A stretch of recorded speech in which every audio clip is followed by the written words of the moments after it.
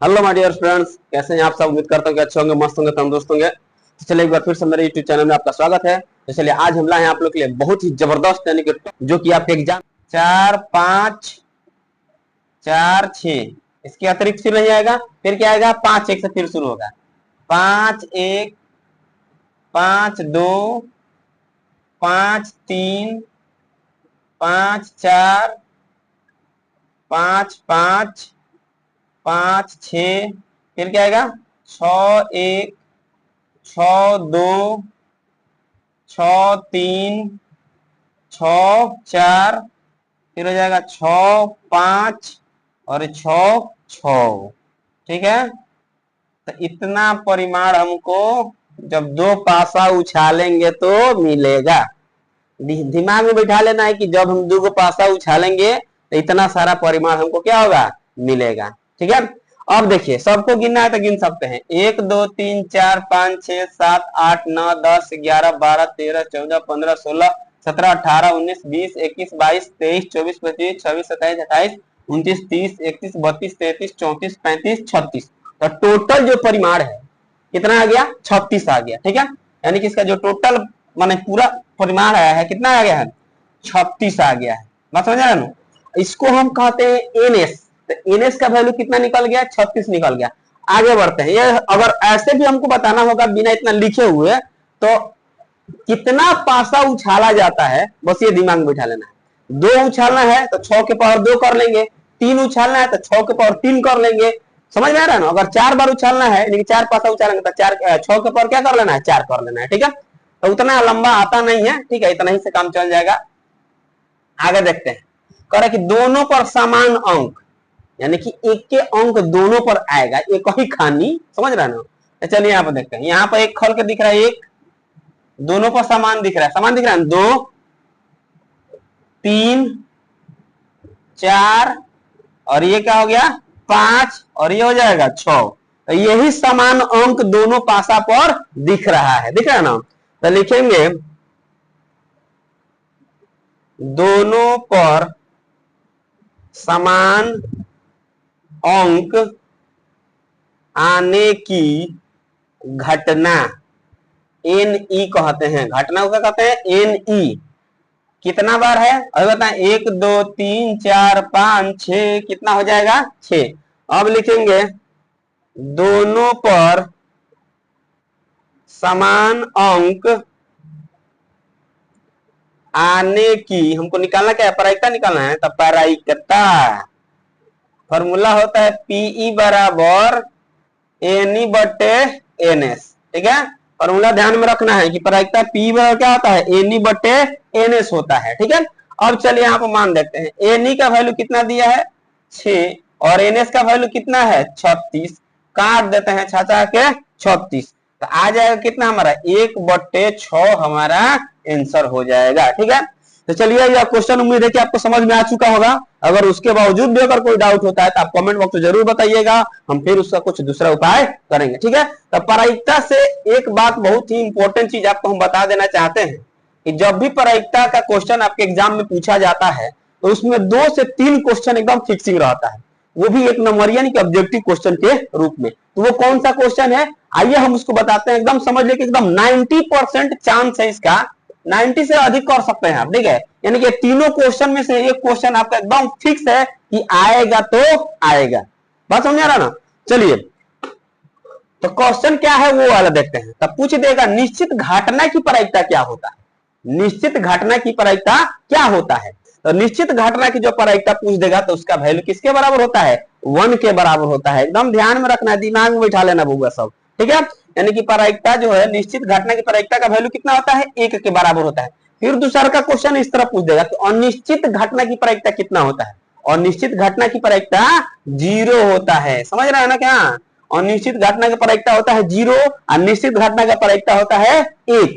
ठीक है, और तीसरा क्वेश्चन इससे क्या पूछा जाता है कि प्रायिकता का जो मान होता है वह कहां से कहां तक होता है, यानी किसके किसके बीच में हो सकता है। तो प्रायिकता का मान देख लीजिए 0 से 1 के बीच में होगा, ना जीरो से कम होगा और ना ही एक से ज्यादा होगा। ठीक है, तो ये 3 क्वेश्चन आप एकदम दिमाग में बैठा लीजिएगा। इसमें से एक क्वेश्चन एकदम फिक्स है कि आपका एग्जाम में आने वाला है। तो चलिए, वीडियो अच्छा लगे तो एकदम लाइक करिएगा दबा कर। ठीक है, और अभी तक अपने मेरे चैनल पर मतलब नए हैं तो सब्सक्राइब जरूर कर लीजिएगा और वीडियो को शेयर जरूर कीजिएगा। चलिए नोट कीजिए, फिर अगला क्वेश्चन इसके बाद देखते हैं। नोट कीजिए,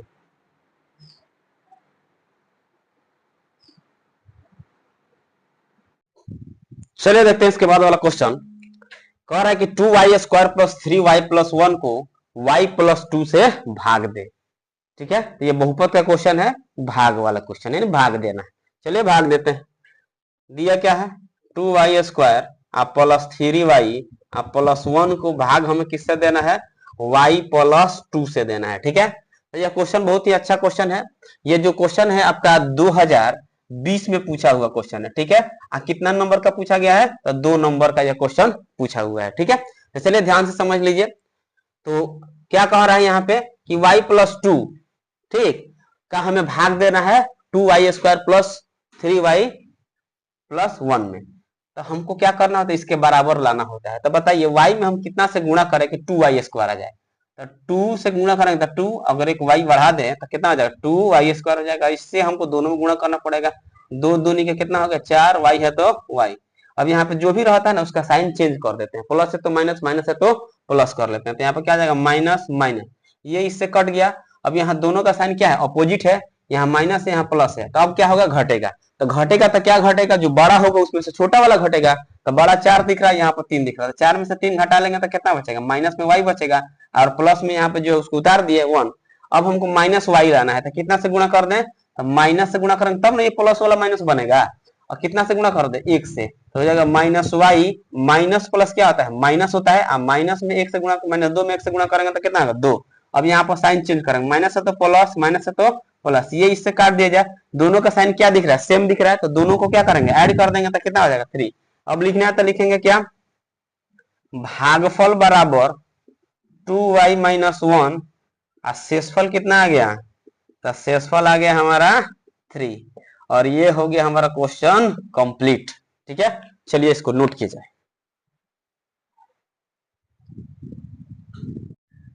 चलिए ये इसके बाद वाला क्वेश्चन देख लेते हैं।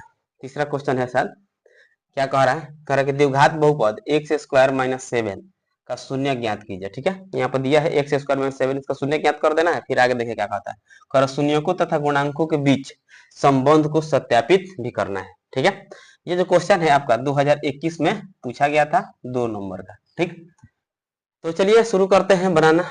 दिया है x² - 7, अब बराबर हमको अपना से क्या करना पड़ता है, 0 लगाना पड़ता है जब शून्य ज्ञात करना है। ठीक है, तो यहाँ देखिए x², यहाँ पे माइनस में इधर आएगा तो प्लस में, x² हटेगा तो क्या हो जाएगा, रूट, यानी कि +-7।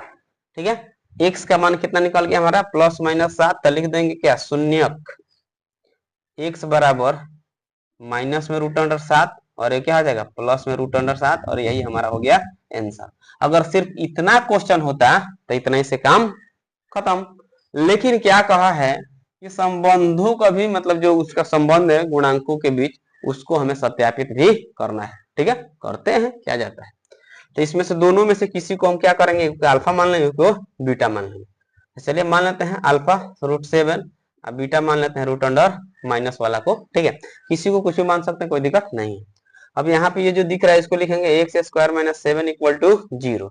तो यहाँ पर x² के गुणांक को a कहते हैं। ठीक है, और x के गुणांक को b कहते हैं। तो इसमें x कहीं दिख नहीं रहा है, तो उसका वैल्यू किसके बराबर रखेंगे, 0 के बराबर रखेंगे। और जो बिना x वाला रहता है उसको क्या कहते हैं, c कहते हैं। तो माइनस में आ जाएगा कितना, 7। कोई दिक्कत हो तो बोलना है। ठीक है, x² के गुणांक को a कहते हैं, x के गुणांक को b कहते हैं। तो x नहीं है तो जिसका नहीं रहेगा उसका क्या लिखेंगे, 0 लिखेंगे, और जो बचा हुआ है c है। तो शून्यकों का जो इसके बीच का जो संबंध होता है, तो सबसे पहले आता है कौन चीज, शून्यकों का योग क्या होता है, -b/a। ठीक, अब यहाँ देखिए शून्यकों का योग यानी कि अल्फा प्लस बीटा। ठीक है, इसी को ना शून्य कहते हैं। तो इसका योग निकाल दिया, बराबर माइनस है तो माइनस, बी का वैल्यू आप देख सकते हैं कितना दिख रहा है, 0, और ए का वैल्यू कितना है, 1। तो -0/1। आगे देख लीजिए, अल्फा का वैल्यू यहाँ पर आपको दिख रहा है एकदम साफ साफ, एच डी की तरह दिख रहा है, ठीक है। अल्फा का वैल्यू कितना दिया है, रूट अंडर 7 प्लस, यहाँ पर है प्लस है बीटा, बीटा का वैल्यू कितना है माइनस में रूट अंडर 7, ठीक है। एकदम ध्यान से समझना है। यहाँ पर देखिए जीरो में किसी भी संख्या से भाग दिया जाए चाहे गुणा किया जाए तो क्या होता है, जीरो होता है। यहाँ पे आ गया जीरो। अब ये देख लिया हो गया रूट 7 माइनस रूट 7 बराबर जीरो, माइनस प्लस क्या हो गया कट गया, कितना आ गया जीरो, यानी कि दोनों बराबर आ गया तो हमारा पहला प्रूव हो गया, यानी कि सत्यापित हो गया। अब शून्यकों का तो योगफल हो गया, अब शून्यकों का गुणनफल बचा है तो उसको भी देखेंगे, तो लिखेंगे कौन चीज, शून्यकों का गुणनफल क्या होता है, सी बाई ये फॉर्मूला है, आपको पता होना चाहिए क्या है, अल्फा इंटू बीटा बराबर, देखिए सी का वैल्यू आप यहाँ पर देखिए क्या दिख रहा है आपको, माइनस में 7 दिख रहा है, ठीक। और ए का वैल्यू क्या दिख रहा है 1 है, तो यहाँ पे रखेंगे 1, कोई दिक्कत नहीं है। अब चलिए अल्फा का मान देखा जाए, अल्फा का मान कितना है रूट अंडर 7, तो रूट अंडर 7 इंटू बीटा का मान कितना है माइनस में रूट अंडर 7, तो माइनस रूट अंडर 7, ठीक है। अब यहाँ देखिए एक में किसी भी संख्या से भाग देते हैं तो क्या होता है उतना ही ना होगा, तो यहाँ पर लिख देंगे माइनस में 7, और रूट 7 में रूट 7 से मल्टीप्लाई करेंगे तो 7 अब माइनस है तो माइनस दोनों देखा जाए तो ल बराबर आ गया है, तब प्रूव्ड हो गया, यानी कि ये सत्यापित हो चुका है, ठीक है। चलिए नोट कीजिए इसको।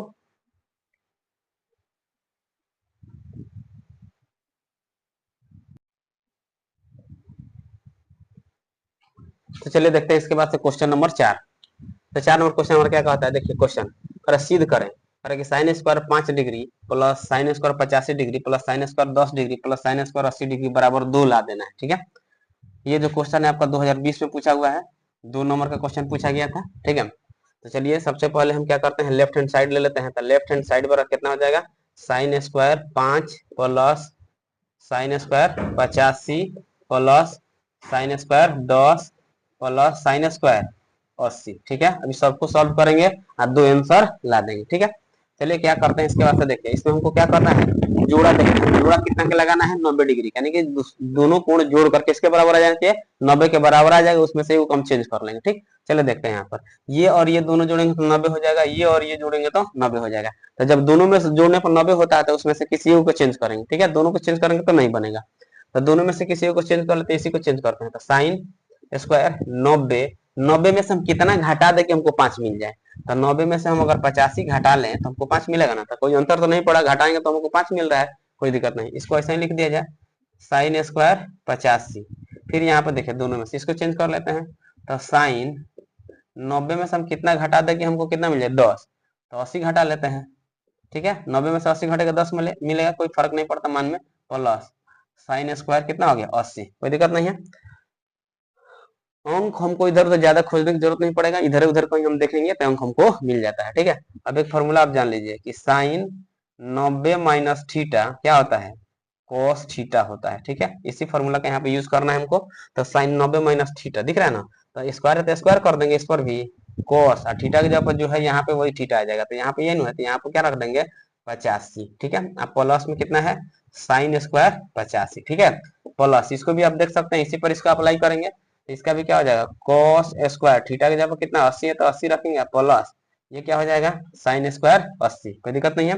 अब देखिए ये दोनों को देखा जाए और यहाँ पे ये दोनों को देखा जाए तो एक फॉर्मूला और होता है कि साइन स्क्वायर थीटा प्लस में cos स्क्वायर थीटा बराबर क्या होता है 1 होता है, ठीक है। यानी कि sine square theta plus cos square theta क्या होता है 1 के बराबर होता है, ठीक। तो यहाँ देखिए sine square theta plus cos square theta, theta का मान कुछ भी हो दोनों जगह सेम होना चाहिए, इसका वैल्यू किसके बराबर हो जाएगा 1 के। अब इधर के उधर उधर के उधर कोई फर्क नहीं पड़ता है, प्लस में सब चलता है प्लस, फिर इसका भी मान देख सकते हैं दोनों सेम है, तो sine square theta plus cos square theta नहीं cos square theta plus sine square theta का मान कितना बराबर होता है 1 होता है, बराबर में 2, और यही हो गया हमारा राइट हैंड साइड, और ये हम प्रूफ कर दिए हैं, ठीक है। चलिए नेक्स्ट क्वेश्चन देखा जाए उसके बाद से, इसके बाद से हमारा लास्ट क्वेश्चन है, इसका वीडियो का लास्ट क्वेश्चन है, 5वां क्वेश्चन है। क्वेश्चन हमारा क्या कह रहा है देख लिया, के का मान ज्ञात करें जिसके लिए समीकरण x square plus 8x plus के इक्वल टू 0 के लिए मूल क्या है वास्तविक और समान हो, मूल वास्तविक और समान कंडीशन भी दिया हुआ है, द्विघात समीकरण का क्वेश्चन है, ठीक है। तो चलिए सबसे पहले इसको लिख लिया जाए यहाँ पे x square plus 8x plus के बराबर में कितना आ जाएगा 0, एबीसीडी निकाल लेते हैं, एक्स स्क्वायर गुणांक को एक कहते हैं, जब कोई अंक नहीं रहता तो एक रहता है, मालूम होगा। बी का वैल्यू कितना है 8 है और सी का वैल्यू कितना दिया है के, कंडीशन देखा जाए, कह रहा है मूल वास्तविक और समान। तो मूल वास्तविक और समान के लिए कंडीशन होता है D is greater than equal to 0, यानी कि डी का मान क्या होगा, 0 से बड़ा या बराबर हो सकता है, तब मूल क्या होगा हमारा, वास्तविक और समान होता है। ठीक है, सॉरी, अरे डी इक्वल टू क्या होता है, 0 होता है। जब डी के बराबर हो जाएगा 0, तो हमारा मूल वास्तविक और क्या हो जाएगा, समान हो जाएगा। ठीक, अब डी का वैल्यू आपको मालूम होगा, बी स्क्वायर माइनस 4ac बराबर क्या आ गया, 0। ठीक है, अब यही फॉर्मूला हम रखेंगे।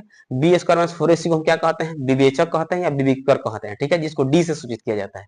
ठीक, तो चलिए डी इक्वल टू 0, यानी कि क्या मूल, अगर लिखना चाहते हैं लिख सकते हैं कि मूल वास्तविक और समान होने के लिए शर्त, तो क्या होता है, d इक्वल टू 0, यानी कि B square minus 4ac equal to कितना आ जाएगा, 0। b के जगह पर आप देख सकते हैं 8 रखेंगे, 8 का स्क्वायर माइनस 4, a के जगह पर कितना है 1, और c के जगह पर कितना दिया है k, अब बराबर में 0। ठीक, 8 हटाई के 64 माइनस 4 में k से गुणा करेंगे 4 के बराबर में हो जाएगा 0, माइनस 4 के बराबर, प्लस में दिख रहा है 64, उधर ले चलेंगे तो क्या हो जाएगा, माइनस में 64 हो जाएगा। ठीक, अब माइनस 64, अगर माइनस से माइनस काट सकते हैं। ठीक है, अगर चाहे तो यहीं भी हम काट देंगे 16, तो यहाँ पर k का जो मान है कितना आ गया, 16 आ गया, और यही हमारा हो जाएगा आंसर। ठीक है, वाला क्वेश्चन ये है, मेंसुरेशन का प्रश्न है। चलिए प्रश्न आपके स्क्रीन पर दिख रहा होगा, पर एक घनाभ की लंबाई, चौड़ाई एवं ऊंचाई क्रमशः 26 मीटर, 14 मीटर तथा कितना दिया 6.5 मीटर है। तो कह रहा है घनाभ का पार्श्व और पृष्ठीय क्षेत्रफल क्या होगा। कोई घनाभ है, ठीक है, जिसका लंबाई चौड़ाई ऊंचाई दिया हुआ है, उसका पृष्ठीय क्षेत्रफल ज्ञात करना। ठीक है, तो चलिए देखते हैं, लिखा जाए लंबाई, लंबाई का मान कितना दिया है 26 मीटर। ठीक है, चौड़ाई, चौड़ाई का जो मान है वो कितना दिया है 14 मीटर, और ऊंचाई की अगर बात की जाए तो ऊंचाई का मान दिया है कितना 6.5 मीटर, ये दिया हुआ है। और ये जो क्वेश्चन है ना आपका 2024 में 2 नंबर का पूछा हुआ है। ठीक है, घनाभ का पहले आपको फॉर्मूला याद होना चाहिए, घनाभ का पृष्ठीय क्षेत्रफल क्या होता है, 2 इंटू लंबाई गुने चौड़ाई प्लस चौड़ाई गुने ऊंचाई प्लस ऊंचाई गुने लंबाई, ये हमारा फॉर्मूला होता है, ये आपको याद रखना पड़ेगा। घनाभ क्या होता है, तो घनाभ में लंबाई चौड़ाई ऊंचाई होता है। घनाभ का निर्माण आयत से होता है। ठीक है, एक बात और आपको हम बताना चाहते हैं, यहाँ पे बहुत ध्यान से समझिएगा, बहुत इंपॉर्टेंट चीज है। जैसे घन और घनाभ की बात की जाए, जब बात आया था थोड़ा सा बता ही दे रहा है। ठीक है, घन और घनाभ की अगर बात की जाए तो देखिए, जो घन होता है उसका फिगर ऐसे होता है, इसका निर्माण आयत नहीं वर्ग से होता है। देखिएगा आप इसमें सभी भुजा एक दूसरे के क्या होंगे, बराबर होंगे। ये जो आपको फिगर दिखाई दे रहा है इसको घनाभ कहते हैं, इसमें सभी भुजाएं आपस में क्या होती है, बराबर होती है। आज जो सॉरी घन कहते हैं, एक होता है घनाभ, तो घनाभ में क्या होता है, लंबाई चौड़ाई और ऊंचाई होता है। ये इसका निर्माण होता है आयत से। आप देख सकते हैं दोनों में अंतर दिख रहा होगा, इसमें लंबाई होता है चौड़ाई होता है और ऊंचाई होता है। तो ये हमारा घनाभ हो गया, ये क्या हो गया, घन हो गया। ठीक है, इसमें क्वेश्चन ऐसे पूछा जाता है, दो बात है इसके जो इंपॉर्टेंट है बता देते हैं। इसमें पूछा जाता है कोण, जिसको हम मतलब किनारा कोण कहते हैं, यानी कि जिसके एक शीर्ष। ठीक है, दूसरा होता है किनारा, और जो चौथा होता है वो होता है सॉरी तीसरा होता है सतह, शीर्ष भी इसको कह सकते हैं। ठीक है, पूछते हैं कितने कितने होते हैं। ठीक है, घन में कितने किनारे होते हैं, घनाभ में कितने होते हैं, शीर्ष कितने होते हैं, सतह कितने होते हैं। चलिए, तो शीर्षों की अगर बात की जाए तो यहाँ पे 1 2 3 4 5 6 7 और कितना हो गया 8, तो शीर्षों की संख्या कितना होता है 8, इसमें भी उतना ही होगा। किनारा की बात करेंगे जैसे कि सतह, जैसे सतह हो गया। ठीक है, तो 1 2 3 4 5, ऊपर वाला कितना हो गया 6। सतह समझ में, सतह मतलब क्या होता है, उसका सरफेस कितना, सरफेस। तो सतह कितना होता है 6। किनारा की बात की जाएगी, ये वाला 1 2 3 4 5 6 7 8 9 10 11, कितना हो गया 12। तो किनारों की संख्या कितना होता है 12 होता है। तो ये घन घनाभ के लिए थोड़ा सा इंपॉर्टेंट पॉइंट है, जो याद रखना पड़ेगा, ऑब्जेक्टिव में पूछा भी जा सकता है। शीर्षों की संख्या कितना होता है 8 होता है, किनारों की संख्या कितना होता है 12 होता है, और सतह की संख्या कितना होता है 6 होता है। ठीक है, चलिए इसको तो हम जान गए, आगे बढ़ते हैं। इसके बाद से इस क्वेश्चन को पूरा किया जाए, तो 2 के 2 रखेंगे, लंबाई कितना दिया है 26 दिया है, गुने चौड़ाई कितना है 14, प्लस है तो प्लस चौड़ाई कितना दिख रहा है आपको 14, गुने लंबाई ऊंचाई कितना दिया है 6.5, फिर प्लस ऊंचाई आप देख सकते हैं 6.5, गुने कितना दिया है लंबाई 26। ठीक है, अब इसको गुणा कर लेते हैं, तो 2 का 2 26 में कितना से गुणा करना है, 14 से। तो 14 6 कितना होता है, 84, 8 बच जाएगा। और 14 दूनी के 28, 28 8 कितना होता है, 36। तो 364 हो गया। प्लस है तो प्लस, अब इसको गुणा करना है फिर इसमें। तो 14 पचे 70, कितना बचेगा 7। और 14 छक 84, 84 को 7 को कितना होता है 91, यानी कि 91.0, जीरो का वैल्यू नहीं रहता दशमलव के बाद। अब इसमें देखते हैं 26 में कितना से गुणा करना है, 65 से गुणा। तो ऐसे कर लेते हैं, तो 65 गुने 26 तो हो जाएगा कितना, 26 पचे 130, 130 होता है ना, बचेगा कितना 13, कोई दिक्कत नहीं है। और 26 छके कितना होता है 156, 26 छके 156 में कितना जोड़ दिया 13, तो 6 3 9 और 5 1 6 और 1 यानी कितना हो जाएगा 1690। यहाँ पर कितना रखेंगे 1690 है, दशमलव के बाद एक अंक यहाँ बैठा देंगे तो हो जाएगा कितना 169। और दशमलव मन करो तो जीरो रखना है तो रख सकते हैं, कोई दिक्कत नहीं है। भाई देखो 2 का 2 ठीक है। अब यहाँ हमको क्या करना है, जोड़ देना है इसको, दशमलव के बाद हटाइए 9 1 10 10 4 कितना होता है 14, 14 के 4 हाथ में कितना बचेगा 1, 6 8 9 कितना था 15, 15 6 21 एक हासिल बचा था 22, 22 के 2 हाथ में 2 बचेगा, 2 सॉरी 1 और 3 कितना बचा 4 4 2 हो जाएगा 6, तो कितना आ गया 624। अब 624 इंटू का मतलब गुणा होता है, कोष्ठ का मतलब गुणा करेंगे तो 4 दूनी के 8 और 2 दूनी के 4 और 6 दूनी के 12। आंसर हमारा कितना आ जाएगा 1248 मीटर स्क्वायर। और यही हमारा हो जाएगा इसका क्या, पृष्ठीय क्षेत्रफल। ठीक है, पृष्ठ क्षेत्रफल पूछ सकता है, कुल पृष्ठ पूछ सकता है, संपूर्ण पृष्ठ पूछ सकता है, सबका यही फॉर्मूला होता है। ठीक है, तो वीडियो को लाइक जरूर कीजिएगा, ठीक ना, नोट कीजिए। फिर अगला क्वेश्चन देखते हैं।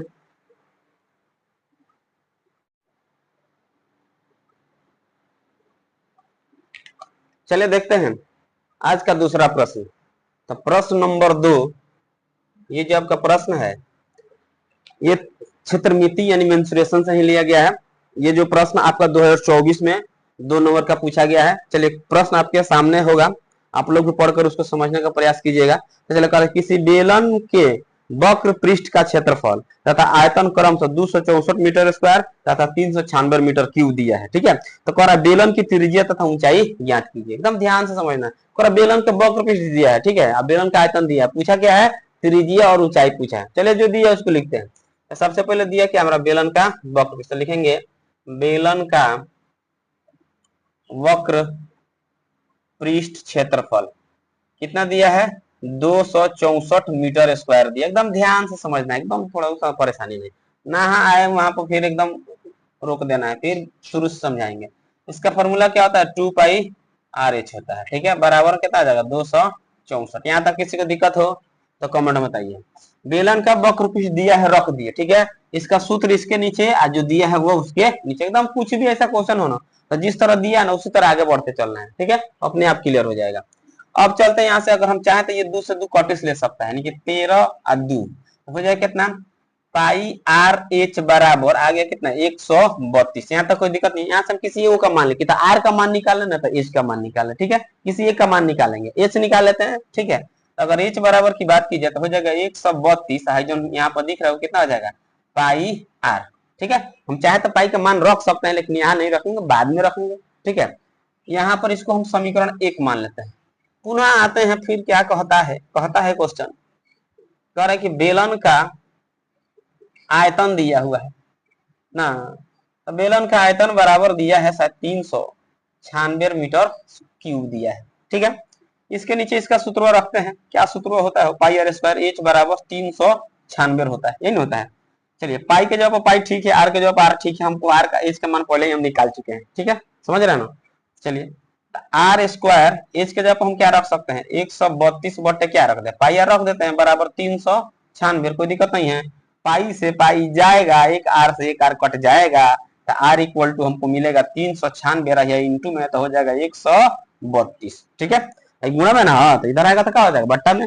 अब कहेगा काटो, तो काटेंगे तो 3 से ये भी कट जाएगा, तो R का मान 3 मिल जाएगा, तो हमारा R कितना निकल गया 3 मीटर और ये हमारा R का मान हो गया। ठीक है, लेकिन R नहीं निकालना बाबू, हमको एक और ही बात निकालना है, क्या और H भी निकालना है, तो H भी निकाल देते हैं। तो H कहाँ से निकाल दे हम, तो कहेंगे समीकरण 1 से निकाल दिया जाए, तो समीकरण 1 से, तो समीकरण 1 क्या है यही ना है, तो लिखेंगे H इक्वल टू 132 बटे कितना आ जाएगा पाई इंटू R। समय आ चुका है किसका पाई का वैल्यू रखने का, तो पाई का वैल्यू कितना होता है 22/7, आर का मान कितना है, इधर है 3 है, तो आर के जगह पर क्या रख देंगे 3। ठीक है, अब इसको ऐसे लिखेंगे 132 गुने पलट दे रहे हैं 7 कितना है 22 × 3। ठीक है, अब इसको काटते हैं तो 22 के 3 दूनी के 7 दूनी के 14 मीटर आ गया हमारा आंसर। ठीक है, तो एच का मान हम यहां से निकाल लिए हैं, तो एच बराबर कितना आ गया 14 मीटर आ गया। आप देख सकते हैं दोनों आंसर आपके सामने आ चुका है और ये वीडियो सॉरी ये क्वेश्चन बन चुका है। ठीक है, चलिए नोट कीजिए इसको, फिर अगला क्वेश्चन देखते हैं।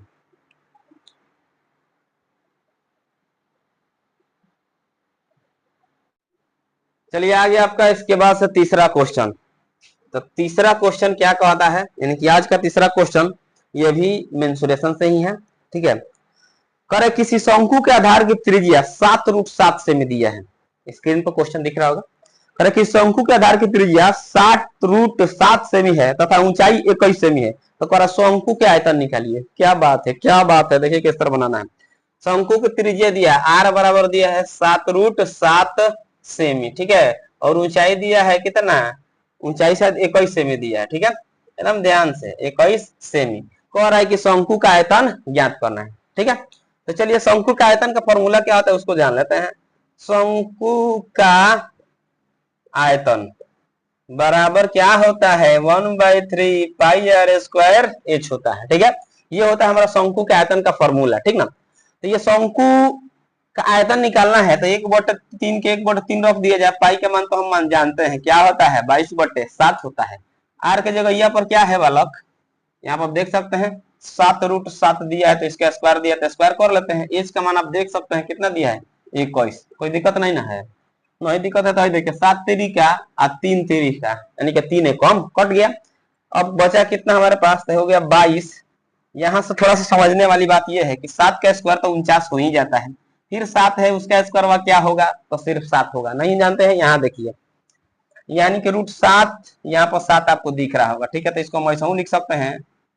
ठीक ना, तो 7 7 49 और √7 में √7 से गुणा होता है तो कितना होता है 7 होता है। अब इस 49 में 7 से गुणा करेंगे तो कितना हो जाएगा, तो ये हो जाएगा हमारा कितना 22 गुने 7 7 9 63 और 7 चौके 28, 28 गो 6 गो कितना हो गया 34 गो, तो हो जाएगा 343।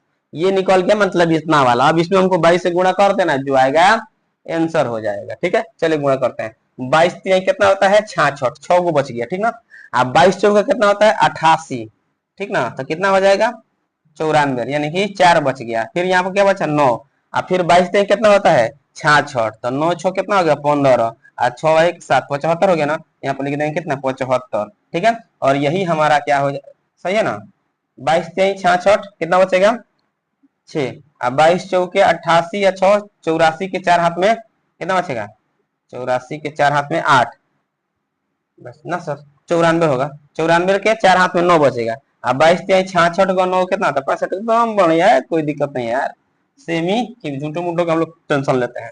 ठीक है, और यही हमारा क्या आ जाएगा आंसर हो जाएगा। ठीक है, तो इस तरह शंकु का आयतन निकाल लेना है।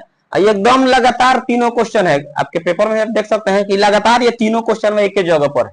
ठीक है, तो चलिए तीनों क्वेश्चन हमारा कंप्लीट हुआ। तीनों का तीनों क्वेश्चन मेंसुरेशन का है और तीनों 2 2 नंबर का है, तो 6 नंबर क्लियर हो गया ना। ठीक है, चलिए नोट कीजिए।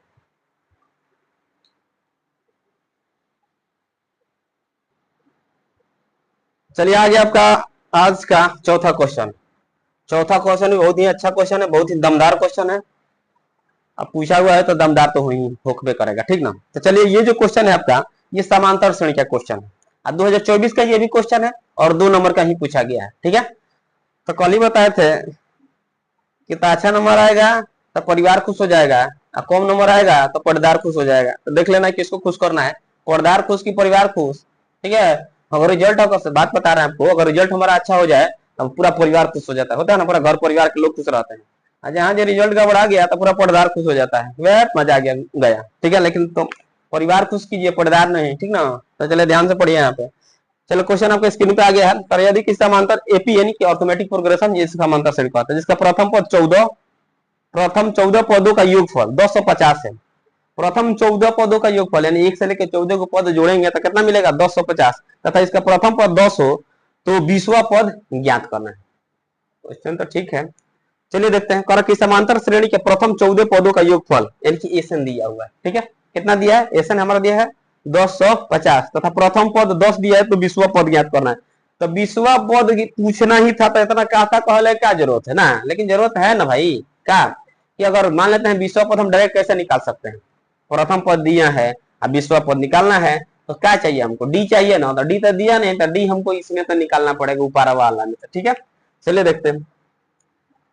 प्रथम पद यानी कि ए का मान जो है कितना दिया है? 10 दिया है, प्रथम पद 10 दिया है। अब प्रथम 14 पदों का योगफल यानी कि एस 14 का जो मान है वो कितना दिया है?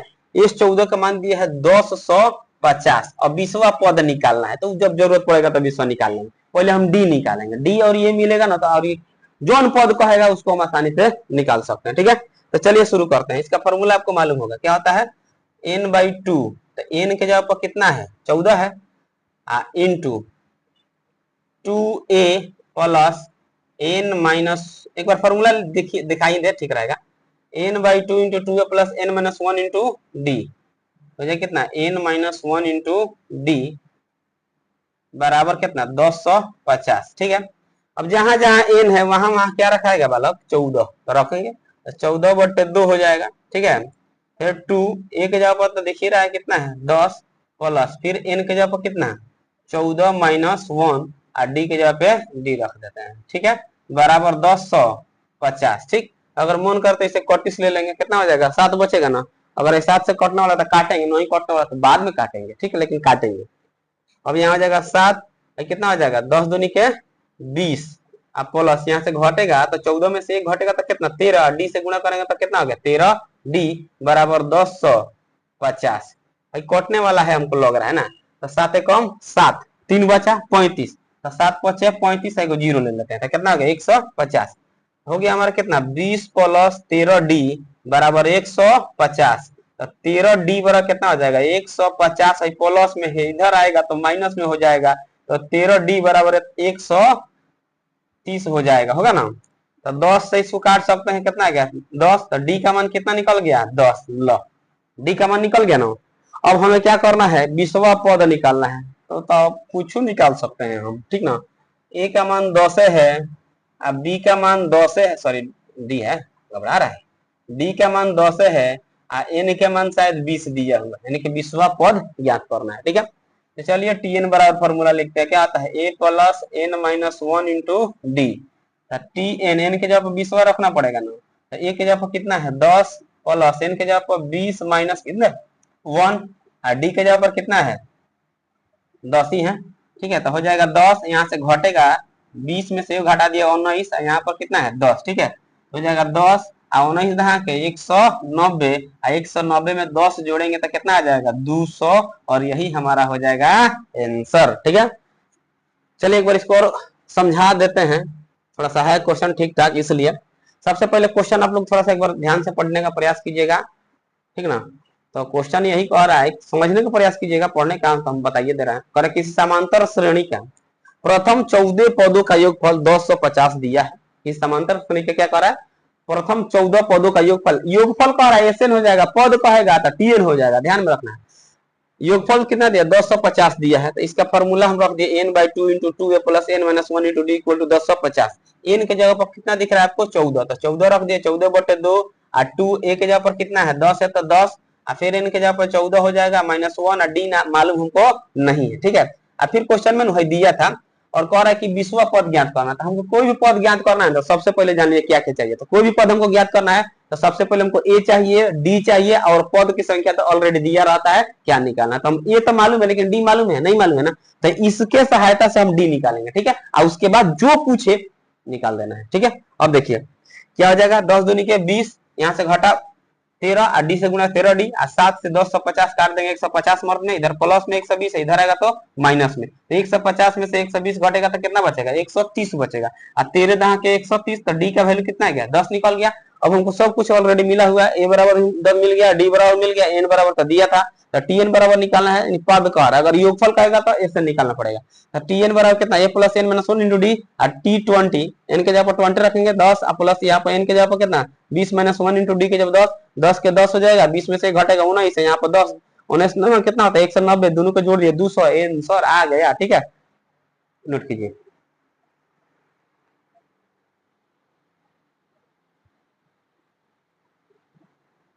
चलिए आ चुका आज का लास्ट प्रश्न, और लास्ट जो प्रश्न बहुत ही दमदार प्रश्न है, इसलिए इस प्रश्न को आप लोग बहुत ही अच्छे से समझने का प्रयास कीजिएगा। तो चलिए ये भी क्वेश्चन आपका समांतर श्रेणी का है, और ये भी क्वेश्चन आपका 2024 में 2 नंबर का पूछा हुआ है। ठीक है, एकदम ये दोनों लाइनें से क्वेश्चन है, आप देख सकते हैं यहाँ पर दोनों जो क्वेश्चन दिया है, एकदम ध्यान से देखिए। यहाँ पर देखिए ये जो अगला क्वेश्चन, ये अभी हम लोग एपी वाला सॉल्व किया है, फिर एपीए वाला क्वेश्चन एक और हमको मिल चुका है। चलिए ठीक है, इसको सॉल्व करते हैं। तो चलिए क्वेश्चन देखिए क्या कहता है, स्क्रीन पर आपको क्वेश्चन दिख रहा होगा, कहा कि उस एपी के प्रथम 22 पदों का योगफल ज्ञात करें। देखिए इसमें 22 पदों का योगफल पूछा है, और उसमें पद पूछा था 20वां पद। 22 पदों का योगफल ज्ञात करें जिसमें सारवंतर यानी कि डी का मान दिया हुआ है, और 22वां पद 149। देखिए डी का मान दिया बहुत चालाक है, ठीक है, टीएन दिया है, ये हमको निकालना पड़ेगा। उसके बाद हम कितनों पदों का योगफल आसानी से निकाल सकते हैं। चलिए ठीक है, कह रहा है कि 22वां पद का योगफल ज्ञात करते हो, तो बाद में ज्ञात करेंगे। डी का मान देख लेते हैं कितना दिया, डी बराबर दिया हमारा 7, और जो कह रहा है कि पद कितना पद दिया है, कह रहा है कि 22वां पद 149 है, तो टी 22 क्या हो, टी 22 बराबर दिया है 149। एकदम सेम टू सेम वही क्वेश्चन है, यहाँ पर टीएन लगाना है, वहां पर एसएन लगाए थे, यही अंतर आएगा। तो चलिए यहाँ पर लिखेंगे क्या, इसका फॉर्मूला होता है a प्लस एन के जब 22 रख दें, 22 माइनस 1 यानी कि n माइनस 1 इंटू डी बराबर कितना हो जाएगा 149। इससे हम क्या करेंगे, इससे a का मान ज्ञात करेंगे। ठीक है, इससे a का मान ज्ञात करेंगे, उसका d मिल गया, उसका जितना का निकालिए। a के जगह पर कुछ नहीं मालूम है हमको बाबू। ठीक है, तो यहाँ से देखिए 22 में से वो घटा देंगे तो कितना बच जाएगा, 21 बचा। यहाँ पर डी का मान दिख रहा है, छोड़ दे रहे हो, तो हो जाएगा कितना 21, आगू ने डी का मान कितना है 7, तो यहाँ पर हम रखेंगे 7, अब बराबर कितना हो जाएगा 149। ठीक है, ये देखिए ए आई दोनों को गुणा करेंगे 7 कम 7 और 7 दूनी के 14, 147 बटे 149 आया। ए का मान कितना हो गया 149, आई प्लस में दिख रहा है, इधर आएगा तो क्या हो जाएगा माइनस में, तो ए का मान कितना आ गया 2। लो ए का मान निकल गया ना। अब हमें ऐसे निकालना है तो हम कुछ भी निकाल सकते हैं, ए मिल गया और कितना डी मिल गया हम। ठीक है, और एन हमारा कितना दिया है कि 22 यानी कि 22वां पद ज्ञात करना है। तो एस एन बराबर फॉर्मूला क्या होता है, एन बाई 2 इंटू में 2a plus N minus 1 into D, यही फॉर्मूला होता है हमारा। ठीक, आगे देखिए, अब एस एन के जगह पर कितना रखेंगे 22 बराबर एन बाई 2 यानी कि 22 बटे 2 इसका। ठीक है, फिर आगे बढ़ते हैं, मझला कोष्ठ 2 ए का मान कितना है 2 यानी कि रख दिए, प्लस एन माइनस 1, तो एन का मान कितना है 22 है, तो रखेंगे 22 माइनस 1, और डी का मान तो 7 है, तो कोई दिक्कत है नहीं। इससे चाहे तो इससे 31 कर लीजिए, इसका मान है कितना 11 है, देखो 2 दूनी के 4, यहाँ 22 में से योग हटा देंगे तो कितना बच जाएगा 21, यहाँ पर कितना हो जाएगा गुना में 7। ठीक है, तो हो जाएगा 11, यहाँ पर हो जाएगा 4 आप प्लस 7 कम 7 और 7 दूनी के 14, कितना आ गया 147 बराबर 11, दोनों को जोड़ लिया जाए तो कितना हो जाएगा 151, कोष्टो हटेगा तो क्या हो जाएगा गुणा का साइन हो जाएगा, 4 और 147 जोड़ेंगे तो कितना हो गया 151 हो गया, कोष्ट हटेगा तो क्या हो जाएगा मल्टीप्लाई का साइन हो जाएगा, कोष्ट को तो मल्टीप्लाई हो गया। अब गुणा कर लीजिए, तो 11 कम 11 कितना बचेगा 1, 11 पचे 55 कितना होता है 56 के 6 हाथ में कितना बचा 5, 11 कम 11 5 कितना हो जाता है 16, तो कितना आंसर आ जाएगा हमारा 1661, हमारा आ जाएगा कितना राइट आंसर, यानी कि यह प्रथम 22 पदों का योगफल कितना हो गया 1661 हो गया। सेम टू सेम इसी टाइप का क्वेश्चन इसके पीछे वाला हम किए थे, तो उसमें हमारा क्या दिया था एसएन दिया था, टीएन पूछा था, इसमें देखिए टीएन दिया और एसएन पूछा है। हमको उम्मीद है कि आपको समझ में आ ही चुका होगा। ठीक है, अगर उसके बावजूद भी आपको कोई डाउट लगता है, शक लगता है, तो कमेंट बॉक्स में बताइए, हम फिर इस टाइप का क्वेश्चन दोबारा लेकर आएंगे, प्रैक्टिस कराएंगे। ठीक ना, तो चलिए, ये एक आयताकार मैदान का क्षेत्रफल 260 वर्ग मीटर है। कोई आयताकार मैदान है, फील्ड है, जिसका क्षेत्रफल दिया हुआ है 260 वर्ग मीटर, उसकी ऊंचाई फिर करो, उसकी लंबाई 5 मीटर कम और चौड़ाई 2 मीटर क्या किया जाए अधिक होने पर वह वर्गकार हो जाता है। बात समझ रहे हैं, कि यदि लंबाई को 5 मीटर कम कर दिया जाए, लंबाई जितना भी है 5 मीटर क्या किया जाए कम कर दिया जाए, और चौड़ाई को 2 मीटर क्या किया बढ़ा दिया जाए, तो ये कैसा हो जाता है वर्गकार हो जाता है। तो वर्गकार होने का मतलब क्या, यही समझने वाली बात है, बस और कुछ है नहीं। वर्गकार होने का मतलब ये हुआ कि जब वो वर्ग हो जाएगा ना, तो वर्ग में क्या होता है चारों भुजा आपस में बराबर होती है। ठीक है, यानी कि जितना लंबाई होता है उतना ही चौड़ाई होता है। तो अब बात ये समझ में आ चुका होगा कि जब वर्गकार कह दिया है तो जिस उसका लंबाई और चौड़ाई है दोनों का मान क्या हो जाएगा समान हो जाएगा। ठीक है, बस चलिए शुरू करते हैं। मान लेते हैं, माना कि आयत की लंबाई बराबर x। ठीक है, तो चौड़ाई कितना हो जाएगा, आपको पता भी होगा चौड़ाई का फॉर्मूला क्या होता है, क्षेत्रफल बट्टे लंबाई। क्या लंबाई का फॉर्मूला हो जाएगा क्षेत्रफल बट्टे चौड़ाई। ठीक है, ये आप ध्यान में रखेंगे। यहाँ पर क्षेत्रफल हमारा कितना है 260 है, अब बटा लंबाई कितना है x। तो ये हमारा क्या निकल गया, चौड़ाई निकल गया। एकदम ध्यान से समझना है, थोड़ा सा भी मतलब परेशानी नहीं होना चाहिए। ठीक है, क्वेश्चन आपको पूरा अच्छा से समझ में आ जाना चाहिए, एकदम ध्यान से स्टेप बाय स्टेप बता रहे हैं एकदम। अरे आयत की लंबाई हम x मान लिए, चौड़ाई मान लिए कितना, क्षेत्रफल बटे लंबाई होता है, फॉर्मूला होता है। ठीक है, नहीं तो आप देख भी सकते हैं, अगर मान लेते हैं क्षेत्रफल का सूत्र क्या होता है, लंबाई गुने चौड़ाई होता है ना। ठीक है, अगर मान के चलते हैं हमको सिर्फ चौड़ाई निकालना है, तो इधर गुणा में इधर आएगा तो क्या होगा, भाग में आएगा ना, तो क्या हो जाएगा चौड़ाई बराबर क्षेत्रफल बट्टे लंबाई। अगर लंबाई निकालना हो यहाँ से, ठीक है, तो चौड़ाई को इधर भेजेंगे तो कितना हो जाएगा चौड़ाई, बात समझ रहा ना। यानी कि अगर लंबाई का मान निकालना होगा तो क्षेत्रफल बट्टे चौड़ाई होगा, और चौड़ाई का मान निकालना होगा तो क्षेत्रफल बट्टे लंबाई होगा। ठीक है, आगे बढ़ते हैं, यहाँ तक तो कोई दिक्कत नहीं है। अब चलते हैं प्रश्न से। प्रश्न हमारा क्या कहता है, देखिए ध्यान से। जैसे मान लीजिए हम लंबाई x माने और चौड़ाई कितना है 260 बट्टे x। एकदम ध्यान से करे कि लंबाई ना 5 मीटर कम कर दिया जाए, तो इसमें से 5 माइनस कर लेंगे। कम का मतलब क्या हो गया, माइनस कर लेना। फिर कह रहा है कि चौड़ाई जो है ना 2 मीटर अधिक कर दिया जाए, तो चौड़ाई यही ना है, तो इसको 2 मीटर क्या किया जाए, बढ़ा दिया जाता है, तो यह वर्ग बन जाता है। वर्ग बनने का मतलब क्या हो गया कि लंबाई चौड़ाई के बराबर हो जाता है। ठीक है, यानी कि दोनों भुजा आपस में अब क्या हो गया, बराबर हो गया, कोई दिक्कत नहीं ना। फिर समझ लिए, लंबाई 5 को कम कर देना है, चौड़ाई 2 को बढ़ा देना है, तो ये जो है ना, जो मतलब ये अभी आयत कह रहे हैं, ये दोनों क्या होता है, वर्ग बन जाता है। यानी कि ये दोनों भुजा आपस में क्या होता है, बराबर हो जाता है, तब ना वर्ग बन गया। लंबाई और चौड़ाई दोनों बराबर हो जाए तो क्या हो गया, वर्ग हो गया। तो जब दोनों बराबर हो गया तो वर्ग बन गया। अब इसको सॉल्व कर लेते हैं, तो ये कितना x माइनस 5, इसके नीचे कुछ ना तो एक रख लेते हैं, इसके एलसीएम निकालेंगे x हो जाएगा ना, तो यहाँ पर कितना हो जाएगा 260, आप प्लस में कितना हो गया 2x हो जाएगा ना, गुणा करेंगे तो। अब यहाँ से ऐसे गुणा कर लिया जाए, तो x में करेंगे तो कितना हो जाएगा एक्स स्क्वायर माइनस 5x में कर 5 एक में करेंगे तो कितना आ गया माइनस 5x इक्वल, एक में करेंगे 260 से तो 260, एक में 2x से करेंगे तो 2x। यहाँ तक ठीक है ना, ध्यान समझिएगा एकदम। इससे इसमें कर दे, x में 1 से कर दे एक्स स्क्वायर, x में 5 से कर दे तो 5x, एक में 260 से करेंगे 260, एक में 2x से करेंगे तो 2x। अब क्या करना है कि जो x वाला आपको दिखाई दे रहा है उसको इधर ला देते हैं, ठीक ना। तो यहाँ पर देखिए क्या हो जाएगा एक्स स्क्वायर माइनस 5x, सबको इधर लाते हैं, माइनस में तो इधर आएगा तो क्या होगा प्लस में, तो इधर आएगा तो माइनस में, भी प्लस में इधर आएगा तो माइनस में, 260 बराबर में 0। ठीक है, अब ये हो जाएगा एक्स स्क्वायर, दोनों का साइन एक जैसा है तो कितना हो जाएगा, दोनों जुटा तो कितना हो गया 7x माइनस में 260 बराबर में 0। अब ये हमारा आगे गुणनखंड के रूप में आ गया ना, तो गुणा करने पर 260 लाना है और घटाने पर कितना लाना है 7 लाना है। तो कौन ऐसा दो अंक रखा जाए कि जिसको गुणा करे तो 260 आ जाए और घटा दिया जाए तो 7 आ जाए।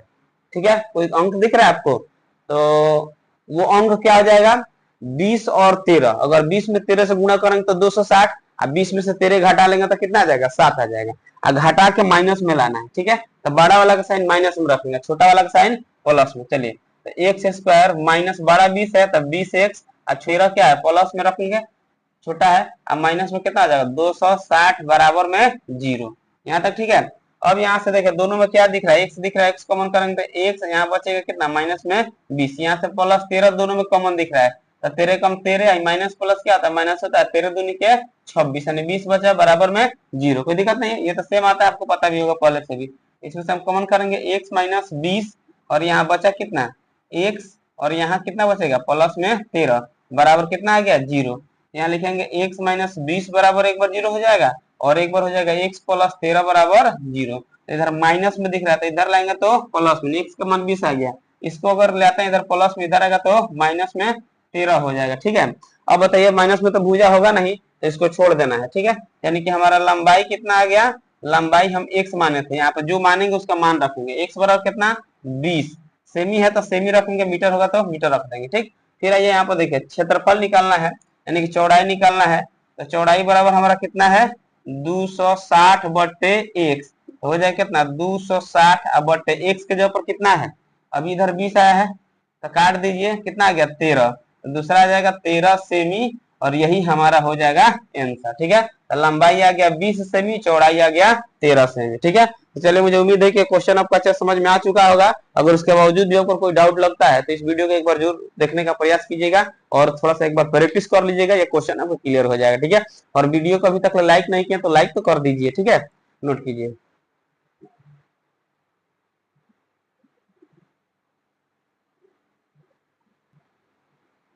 चलिए आइए इसके बाद देखते हैं अगला प्रश्न आपका, प्रश्न नंबर 2। ठीक है, चूंकि ये प्रश्न नंबर 1 हम लोग कर चुके हैं, दूसरा प्रश्न देखिए त्रिकोणमिति का है, ये भी 5 नंबर का क्वेश्चन है। तो चलिए देखिए क्वेश्चन क्या कहता है, आपके स्क्रीन पे आ चुका होगा। सिद्ध करें sec square, sorry sec cube है, sec cube theta by sec square theta minus 1 plus cosec cube theta by cosec square theta minus 1 बराबर हमको लाना कितना, ये देख लेते हैं।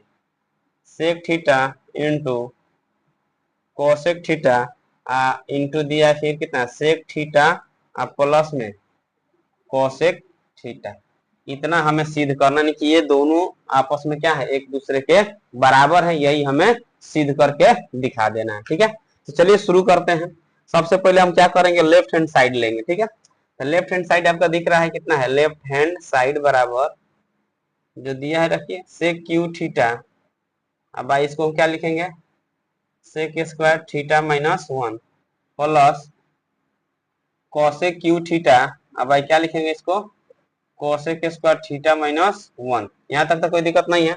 अब चलिए ये हो जाएगा हमारा सेक क्यू थीटा, इसका फॉर्मूला क्या होता है आपको मालूम होगा, सेक स्क्वायर थीटा माइनस 1 बराबर क्या होता है, टेन स्क्वायर थीटा होता है। तो इसको रखेंगे यहाँ पर कितना, टेन स्क्वायर थीटा प्लस इसको देख लीजिए कोसेक स्क्वायर थीटा है, कोसेक क्यू थीटा है, कोसेक क्यू थीटा। अब भाई यहाँ पे देखिए कोसेक स्क्वायर थीटा माइनस 1 बराबर क्या होता है, कोट स्क्वायर थीटा होता है। तो यहाँ पे क्या लिखेंगे, कोट स्क्वायर थीटा। यहाँ तक ठीक है। अब चलिए यहाँ पे देखिए, अगर इसको हम चाहें तो ऐसे भी लिख सकते हैं। क्या लिखेंगे इसको, 1/, कोस क्यू थीटा। अब भाई इसको क्या लिखेंगे, 10 को कि साइन स्क्वायर थीटा, अब बाई में कोस स्क्वायर थीटा। ठीक है, प्लस फिर इसको भी वैसा ही लिख रहे हैं। ठीक है, तो इसका क्या हो जाएगा 1/साइन क्यू थीटा। यहाँ पर कोट थीटा का फॉर्मूला क्या होता है, कोस स्क्वायर थीटा। अब बाई में कितना हो जाएगा, साइन स्क्वायर थीटा। अब इसको प्लॉट दिया जाए तो हो जाएगा कितना, 1/कोस क्यू थीटा। इसको देखिए ऊपर जाएगा ना, हो जाएगा कोस स्क्वायर थीटा। अब बाई में कितना, साइन स्क्वायर थीटा। समझ रहा है ना, यानी कि 1/cos क्यू थीटा यहाँ पर। ठीक है, ये पलट जाएगा, यानी बट्टा का बट्टा गुणा हो जाता है, तो cos ऊपर आ जाएगा, साइन कहाँ चला जाएगा, नीचे आ जाएगा। फिर इसके साथ भी वही होगा, 1 कितना हो जाएगा, साइन क्यू थीटा। ठीक है, यहाँ फिर पलट देंगे तो ये ऊपर जाएगा तो कितना आ जाएगा, साइन स्क्वायर थीटा, और नीचे कितना आ जाएगा, cos स्क्वायर थीटा। यहाँ तक कोई दिक्कत नहीं है। अब देखिए कुछ कुछ कटने वाला होगा इसमें, इससे इसको हम काट सकते हैं। ठीक है, और यहाँ पर देखिए इससे इसको हम काट सकते हैं। ठीक है, तो अब हमारे पास बचा कितना है, यहाँ पर देख सकते हैं आप, बचेगा 1/cos थीटा इंटू में कितना, साइन 2 है तो साइन स्क्वायर थीटा। फिर आएंगे प्लस, इसको देखेंगे 1 कितना हो जाएगा, साइन थीटा। यहाँ पर देख लीजिए क्या दिख रहा है, इंटू में cos स्क्वायर थीटा। यहाँ तक किसी को कोई दिक्कत नहीं है। सेम ध्यान से समझिएगा, इसको इससे काट दिया गया, बचा कितना, सिर्फ यहाँ पे cos बचेगा तो cos लिख दे। यहाँ पे साइन स्क्वायर थीटा है तो साइन स्क्वायर थीटा हो गया, प्लस है तो प्लस। फिर देखिए 1 यहाँ पर देखिए 3 है, यहाँ पर 2 कटा तो एक बचेगा, तो साइन 1/साइन थीटा। ठीक है, यहाँ पर cos स्क्वायर थीटा तो cos स्क्वायर थीटा रख दे, कोई दिक्कत नहीं ना है। अब देखिए यहाँ से अगर हम इसमें से चाहें अभी देख सकते हैं कि दोनों में cos थीटा और साइन थीटा दिख रहा है, तो कॉमन कर लेते हैं। तो cos theta into sine theta, जब दोनों में से कॉमन करेंगे तो देखिए क्या बच रहा है, यहाँ से cos थीटा एगो साइन थीटा निकल गया, यहाँ पर साइन cos तो बचेगा नहीं, साइन 2 तो एगो बच जाएगा साइन थीटा। ठीक है, प्लस यहाँ देखिए निकल गया तो क्या बचेगा, सिर्फ cos थीटा बचेगा। कोई दिक्कत नहीं ना है, एकदम ध्यान से समझना है। अब देखिए नीचे है, इसको ऊपर ले चलते हैं। cos का सूत्र क्या होता है, सेक थीटा, साइन का उल्टा क्या होता है यानी कि कोसेक थीटा। ठीक, यहाँ पर देखिए साइन का हो जाएगा कितना कोसेक थीटा और प्लस कॉस का क्या होता है सेक थीटा। अरे समझ में, हमको लग रहा है जितना लाना था उतना आ गया है। अब देख सकते हैं यही ना हमको लाना था, तो ये यहाँ पर आ चुका है, तो लिख देंगे क्या बराबर में राइट हैंड साइड प्रूव्ड, और यही हमें सिद्ध करना था, और इतना सिद्ध करेंगे 5 नंबर हमको मिल जाएगा। ठीक है, चलिए एक बार और समझाने का इसको हम प्रयास करते हैं, एक बार और ध्यान से समझ लीजिए। सबसे पहले तो देखिए क्वेश्चन, आपका क्वेश्चन ये दिया हुआ है, इतना हमको सिद्ध करके ला देना है। ठीक है, ये हो गया हमारा लेफ्ट हैंड साइड, यानी कि जिसको ये दिया हुआ है एक पार्ट मान लेंगे लेफ्ट हैंड, दूसरा पार्ट क्या होता है राइट हैंड साइड होता है। तो लेफ्ट हैंड साइड ले लिए, तो जो लेफ्ट हैंड साइड में लिखा है उसको लिख देंगे। ठीक, अब यहाँ पर हमको मालूम है कि सेक स्क्वायर थीटा माइनस 1 बराबर क्या होता है टेन स्क्वायर थीटा होता है, एकदम ध्यान से समझना है। और कोसेक स्क्वायर थीटा माइनस 1 बराबर क्या होता है कॉट स्क्वायर थीटा होता है। ठीक, रख दिए। अब यहाँ देखिए दोनों को तोड़ देते हैं, सेक स्क्वायर थीटा क्या होता है 1 बाई कोस होता है, तो क्यू है तो क्यू कर देंगे। टेन का क्या होता है साइन बटे कोस होता है, स्क्वायर है तो दोनों पे स्क्वायर कर दिए, बीच में प्लस है तो प्लस रखेंगे। फिर कोसेक का क्या होता है 1 बाई साइन होता है, इस पर भी क्यू है तो इस पर भी क्यू कर दिए। यहाँ पे स्क्वायर है, यानी कॉट का क्या होता है कोस बटे साइन होता है, इस पर स्क्वायर है तो स्क्वायर कर देंगे। ठीक, कोई दिक्कत नहीं। अब देखिए 1 बाई कॉस क्यू थीटा, ठीक है, इसको पलट दिए। ठीक है, यानी कि नीचे वाला ऊपर, ऊपर वाला नीचे था, कॉस स्क्वायर ऊपर गया साइन स्क्वायर नीचे आ गया। फिर इसी तरह यहाँ भी 1 बाई कॉस क्यू थीटा है तो क्यू थीटा, ये पलटेगा तो यानी कि नीचे वाला ऊपर जाएगा, ऊपर वाला नीचे आएगा, आ गया। अब देखिए यहाँ पर 3 गो कॉस है, यहाँ पर 2 गो है तो कट जाएगा तो 1 बच जाएगा। फिर यहाँ भी 2 गो एगो 3 गो है, साइन है तो कट गया तो 1 साइन बचा, तो बचा कितना हमारे पास 1 बाई साइन और सॉरी 1 बाई कॉस और साइन बचा, तो लिख दे 1 बाई कॉस और साइन, इस पर स्क्वायर है तो स्क्वायर रख दिए। ठीक, फिर इसको भी उसी तरह लिखे हैं 1 by sine into cos square, तो 1 by sine into cos square हो गया, कोई दिक्कत नहीं है। अब हम देख रहे हैं कि दोनों में कुछ कॉमन हमको दिख रहा है, क्या दिख रहा है कॉमन, तो दोनों में कॉस और साइन कॉमन दिख रहा है, तो कॉस और साइन यहाँ भी है, कॉस और साइन यहाँ भी है, कॉमन कर लिए। तो जब कॉस है और साइन डबल है ना, तो एगो निकलेगा तो एगो साइन बच जाएगा, यहाँ साइन और कॉस डबल है तो कॉस एगो निकलेगा तो कॉस बच जाएगा। ठीक, अब इसी को क्या करेंगे, ये नीचे है तो ऊपर ले चलते हैं, कॉस को ऊपर लेगा तो सेक हो गया, साइन को ऊपर लेगा तो कॉसेक हो गया। 1 बाई साइन का कॉसेक होता है, 1 बाई कॉस का क्या होता है सेक होता है। ठीक है, और इसको इतना ही हमें यहाँ पर ला देना था। ठीक है, तो चलिए मुझे उम्मीद है कि आपको अच्छा से क्लियर हो चुका होगा, और उसके बावजूद भी अगर थोड़ा सा आपको डाउट लगे तो एक बार प्रैक्टिस जरूर करिएगा, ताकि यह क्वेश्चन क्लियर हो जाए। नोट कीजिए फटाक से।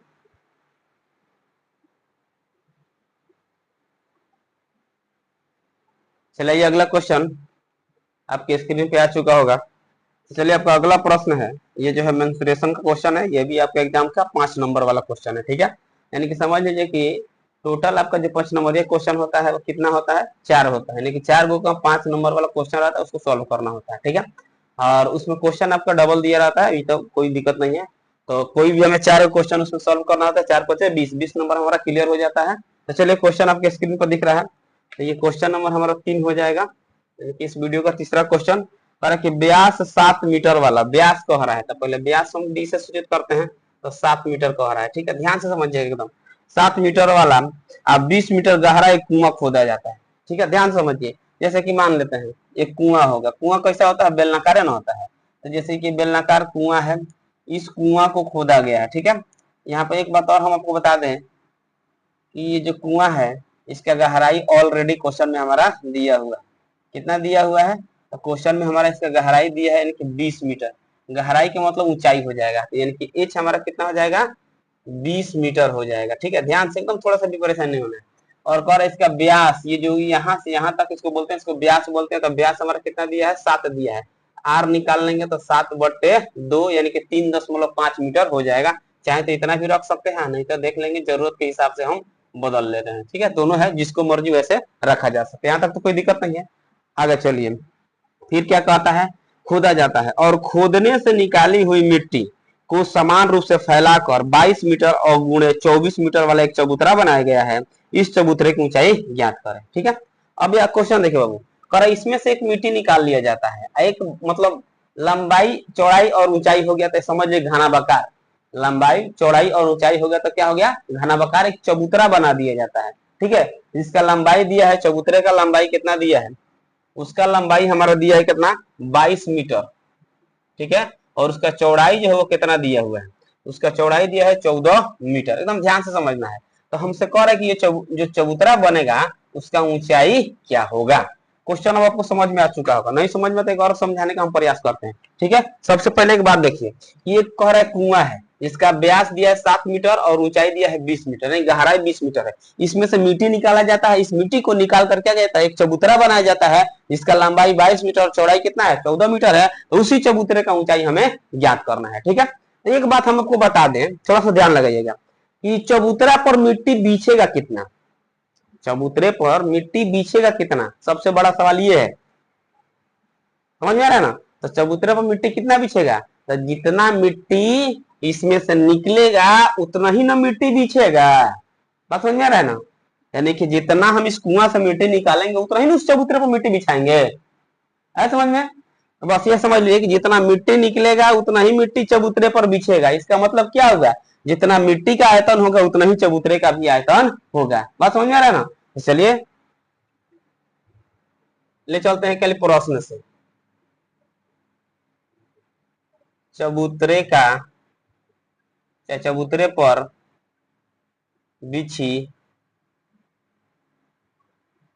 मिट्टी का आयतन बराबर कितना हो जाएगा, कुएं से निकाले गए मिट्टी का आयतन।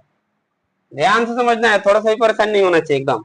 चबूतरे पर हम कितना मिट्टी बिछाएंगे, तो जितना मिट्टी कुआं से निकालेंगे उतना ही मिट्टी चबूतरे बिछाएंगे। तो चलिए, चबूतरा का आयतन क्या होता है, लंबाई गुने चौड़ाई गुने ऊंचाई बराबर कुआं का आयतन क्या होगा, देख लीजिए कुआं कैसा होगा, बेलनाकार होगा, तो इसका आयतन क्या हो जाएगा, पाई आर स्क्वायर एच। एकदम ध्यान से, एकदम स्टेप बाय स्टेप। अब आइए, लंबाई का मान आप देख सकते हैं कितना दिया है, 22 तो रख देते हैं। चौड़ाई का मान भी आपका दिया हुआ कितना है, 14, तो यहाँ पर क्या करेंगे 14 रख लेते हैं। ऊंचाई हमें मालूम नहीं है और इसी के लिए इतना बाजार लगा हुआ है, इसी चीज को हमें निकालना है। पाई का मान देख लीजिए कितना होता है, 22/7 होता है। आर देखिए कितना है, 7/2 या 3.5, 7/2 रखते हैं, कटने वाला हमको दिख रहा है तो रखेंगे 7/2 का होल स्क्वायर। ठीक, यहाँ तक कोई दिक्कत नहीं है। ऊंचाई हमारा कितना दिख रहा है, 20, तो यहाँ पे क्या करेंगे, ऊंचाई रख देंगे 20। देखो यहाँ तक अगर किसी को भी थोड़ा सा भी सस्पिशन हो तो कमेंट बॉक्स में जरूर बताना है। ठीक है, चलिए फिर एक बार हम समझाने का प्रयास करते हैं। ये देखिए, ये हो गया हमारा कुआं, 5 नंबर का क्वेश्चन, इसलिए हम भी थोड़ा सा फोकस कर रहे हैं। ठीक है, ये हो गया कुआं और ये हो जाएगा चबूतरा। ये चबूतरा मान के चलते हैं, इसी तरह बनेगा, इसी पर हमें मिट्टी बिछाना है। तो ये कैसा हो जाएगा, घनाभाकार हो जाएगा, तो लंबाई चौड़ाई और ऊंचाई होगा। तो इस पर मिट्टी कितना बिछेगा, जितना इसमें से मिट्टी निकलेगा उतना मिट्टी उस पर बिछेगा। तो दोनों का यानी कि बिछे हुए मिट्टी का आयतन बराबर निकालेगा मिट्टी का आयतन, हो गया ना? तो बिछे हुए चबूतरे बिछे हुए मिट्टी का आयतन बराबर कुएं से निकालेगा मिट्टी का आयतन, दोनों बराबर। अब देखिए, इसका सूत्र होता है लंबाई गुने चौड़ाई गुने ऊंचाई, इसका होता है पाई आर स्क्वायर एच। ठीक है, तो लंबाई का मान 22 है तो 22 रख दिए, चौड़ाई का मान 14 है तो 14 रख दिए, ऊंचाई का मान हमें पता नहीं है, उसी को निकालना है, निकालेंगे। पाई का मान देख लीजिए 22/7 है। आर स्क्वायर यानी कि आर का वैल्यू कितना है, 7/2 है, नहीं तो 3.5 भी रख सकते हैं, कोई दिक्कत नहीं है। और इसकी बात की जाए ऊंचाई यानी गहराई, तो कितना दिया है, 20 दिया है, तो 20 रख दिया। अब यहाँ से काट छाट शुरू करना है, आंसर अपने आप आ जाएगा। ठीक है, अब देखिए, तो ऊंचाई बराबर हमारा कितना हो जाएगा, ध्यान से 22/7, इसको लिखेंगे 7/2 गुने 7/2, यहाँ तक एकदम क्लियर समझना है, गुने कितना हो जाएगा 20। ठीक है, कोई दिक्कत नहीं। अब देखिए, सब इधर गुणा में है, तो इधर आएगा तो सब कहाँ जाएगा, बट्टा हो जाएगा ना, तो 22 गुने कितना हो जाएगा 14 होगा। एकदम ध्यान से, जो भी इधर गुणा में रहता है इधर आएगा तो क्या होगा, बट्टा में होगा ना। आराम समझ में, कोई दिक्कत नहीं होना चाहिए। आगे देखिए, चलिए ये ऐसा क्वेश्चन आ जाता है एकदम बन जाना चाहिए। देखिए 7 से 7 काट दिया जाए, कोई दिक्कत नहीं है। 22 से 22 काट दिया जाए, कोई दिक्कत नहीं है। ठीक है, अब यहाँ पर देखिए क्या करते हैं, अगर इसको कहते हैं कि इसी से काट कर कितना हो गया 10, ये कट गया। अब ये हमारा कितना हो जाएगा 5, यहाँ पर देखिएगा ये बचा हुआ है, तो 7 दूनी के 14। ठीक, अब हमारे पास ऊंचाई कितना हो गया 5/2। अगर इतना लिखना है तो इतना लिख सकते हैं, और नहीं तो कहेंगे कट जा, तो 2 दूनी के 4, एक बचा 2 पचे 10, तो ऊंचाई कितना आ गया 2.5 मीटर आ गया। ठीक है, और ये हमारा हो जाएगा आंसर। ठीक है, तो चलिए मुझे उम्मीद है कि यह क्वेश्चन आपको अच्छा समझ में आ चुका होगा और अच्छा समझ में आना भी चाहिए, क्योंकि ये क्वेश्चन 5 नंबर वाला है। ठीक है, तो इसलिए आप इस क्वेश्चन के साथ मजाक मत कीजिएगा, इस क्वेश्चन को बनाने का प्रयास कीजिएगा। कुछ भी नहीं, एकदम देखिए कितना सिंपल भाषा हम बताएं, कोई दिक्कत नहीं हुआ है। ठीक ना, चलिए इसको नोट कीजिए।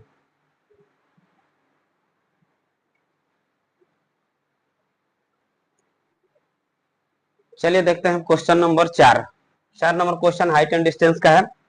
ये भी 5 नंबर का ही क्वेश्चन पूछा गया है 2024 में। कह रहा है कि एक मीनार के पाद बिंदु से एक भवन के शिखर का उन्नयन कोण 30 डिग्री है और भवन के पाद बिंदु से मीनार के शिखर का उन्नयन कोण 60 डिग्री है। यदि मीनार 50 मीटर ऊंची हो तो भवन की ऊंचाई क्या होगी। ठीक है, चलिए समझते हैं। जैसे मान लीजिए ये मीनार हो गया, ये एक भवन हो जाएगा मान लेते हैं। ठीक है, भवन थोड़ा सा डाउन में रहेगा। ये मान लीजिए यहाँ से ये दोनों के बीच की दूरी ऐसा रहेगा। कह रहा है कि भवन से मीनार के यानी कि ये जो मीनार का पाद है यानी कि जड़ है, वहां पर इसका उन्नयन कोण कितना बन रहा है, 30 डिग्री का बन रहा है। एकदम ध्यान समझिए। फिर कह रहा है कि इसके पाद यानी भवन के पाद से मीनार के शिखर का उन्नयन कोण कितना बना है, 60 डिग्री का बना है। ठीक, फिर कह रहा है कि जो मीनार है ना इसका ऊंचाई 50 मीटर दिया हुआ है। तो कह रहा है कि इस भवन की ऊंचाई ज्ञात करना। तो जैसे ए बी, इसको सी और इसको क्या मान लें डी, और ये भवन की ऊंचाई को हम मान लेते हैं एच। कोई दिक्कत नहीं है। तो लिखेंगे क्या, माना कि भवन की ऊंचाई बराबर एच मीटर। ठीक है, जरूरी नहीं कि एच ही मान सकते हैं, कुछ भी मान सकते हैं, जिसको जो मर्जी वो मान सकता है। आंसर हमारा आएगा एच मीटर। तो एच हो गया, इसको हम मान लेते हैं एक्स, यानी कि बीसी बराबर कितना मान लें, एक्स मीटर। ठीक है, तो सबसे पहले हम चलते हैं इस त्रिभुज को लेकर, ये वाला। ठीक है, इस एक्स का मान निकालेंगे फिर इसमें रखेंगे तो आंसर हमारा आ जाएगा। तो यहाँ पर देखिए त्रिभुज ए बी सी में, ध्यान से एकदम कोई भी दिक्कत नहीं होना चाहिए। ये हमारा हो जाएगा फिगर, समझ रहा है ना। एबीसी में देख लिए, यहाँ देखिए ये हमारा क्या है, बेस है, और ये क्या है, परपेंडिकुलर है, यानी कि पी बी। तो पी और बी किसका फॉर्मूला होता है, टेन या कॉट का होता है। टेन का यूज कर लेते हैं, तो लिखेंगे टेन क्या है, सी है तो सी, टेन सी बराबर फॉर्मूला क्या था, पी बटे बी। तो टेन सी का मान देख लीजिए कितना है, 60 है तो 60 रखेंगे। पी का वैल्यू कितना दिख रहा है, 50 है तो 50, और बी का वैल्यू कितना है, एक्स। यहाँ पर एक्स रखते, कोई दिक्कत नहीं है, समझ में आ रहा है ना एकदम। आगे बढ़िए, तो यहाँ पर हो जाएगा क्या, टेन 60 का मान मालूम है कितना होता है, √3 बराबर 50 बटे कितना हो जाएगा, एक्स। ठीक, अगर तीसरा तीसरी भी गुणा कर लेते हैं तो एक्स बराबर कितना हो जाएगा, 50 बटे √3। इसको मन करते एक नंबर मान सकते हैं। ठीक है, अगर कोई भी डाउट लगे तो बोलना है, कमेंट बॉक्स में बताते चलिए। अगर समझ में आ रहा है तो यस कमेंट करिए, नहीं समझ में आ रहा है तो फिर बताइएगा, फिर हम प्रयास करेंगे। अब चलिए ये क्लियर हुआ। अब इधर वाला त्रिभुज में ये देख लीजिए, इधर त्रिभुज आपको एक दिखाई दे रहा है, ये है ना। अब लिखेंगे अब त्रिभुज डी सी बी में, यही वाला त्रिभुज है, इसमें भी देखिए इसको बेस कहेंगे, इसको क्या कहें, परपेंडिकुलर। इसमें बेस परपेंडिकुलर मालूम है तो किसका फॉर्मूला होगा, टेन का, इसमें भी चलेगा। तो टेन बी बराबर, तो टेन बी बराबर क्या होता है फॉर्मूला, पी बटे बी ही होता है। ठीक, अब चलिए टेन बी यानी कि टेन बी का वैल्यू आप देख सकते हैं कितना दिया है, 30 डिग्री। तो यहाँ पर 30 रख देंगे। पी का वैल्यू आप देख लीजिए कितना दिया है, एच है तो एच रख देंगे। ठीक, और यहाँ देखिए इसका वैल्यू कितना है, एक्स है तो एक्स। टेन 30 का मान आपको मालूम है कितना होता है, 1/√3 होता है बराबर। एच का मान तो हमको मालूम नहीं, एच ही निकालना है। और एक्स का मान आप देख सकते हैं यहाँ पर कितना दिख रहा है आपको, 50 बटे √3। ठीक है, कोई दिक्कत नहीं ना है। अब आगे बढ़ते हैं, यहाँ से हम क्या करेंगे, तिरछा तिरछी गुण, तो हो जाएगा √3h बराबर 1 में गुणा कर देते कितना आ गया, 50 बटे √3। एकदम ध्यान से, थोड़ा सा भी परेशानी नहीं समझना है, एकदम अच्छा से समझना है। कैसा हूँ करके हमें 5 नंबर ले लेना है। ठीक है, इस तरह का क्वेश्चन एकदम फिक्सिंग रहता है, हाइट एंड डिस्टेंस क्वेश्चन एकदम आपके एग्जाम में आता है। ठीक, नहीं तो हम इसको पलट भी सकते थे। अब देखिए क्या करते हैं, यहाँ से एच का मान हमें ज्ञात करना है, तो हो जाएगा कितना, 50 बटे √3 आपको इधर दिख रहा है, ये भी इंटू में इधर आएगा तो क्या हो जाएगा, यहाँ पर होगा ना। तो एच बराबर कितना हो जाएगा, 50 बटे √3 में 3 से गुणा करते हैं तो कितना होता है, 3। तो हो जाएगा हमारा कितना, 50 बटे 3। अगर हम चाहें तो आंसर इतना भी छोड़ सकते हैं, और नहीं तो भाग दे सकते हैं, और नहीं तो भिन्न में ला सकते हैं, जैसे मर्जी वैसे। तो तीनों हम आपको आंसर ला देते हैं।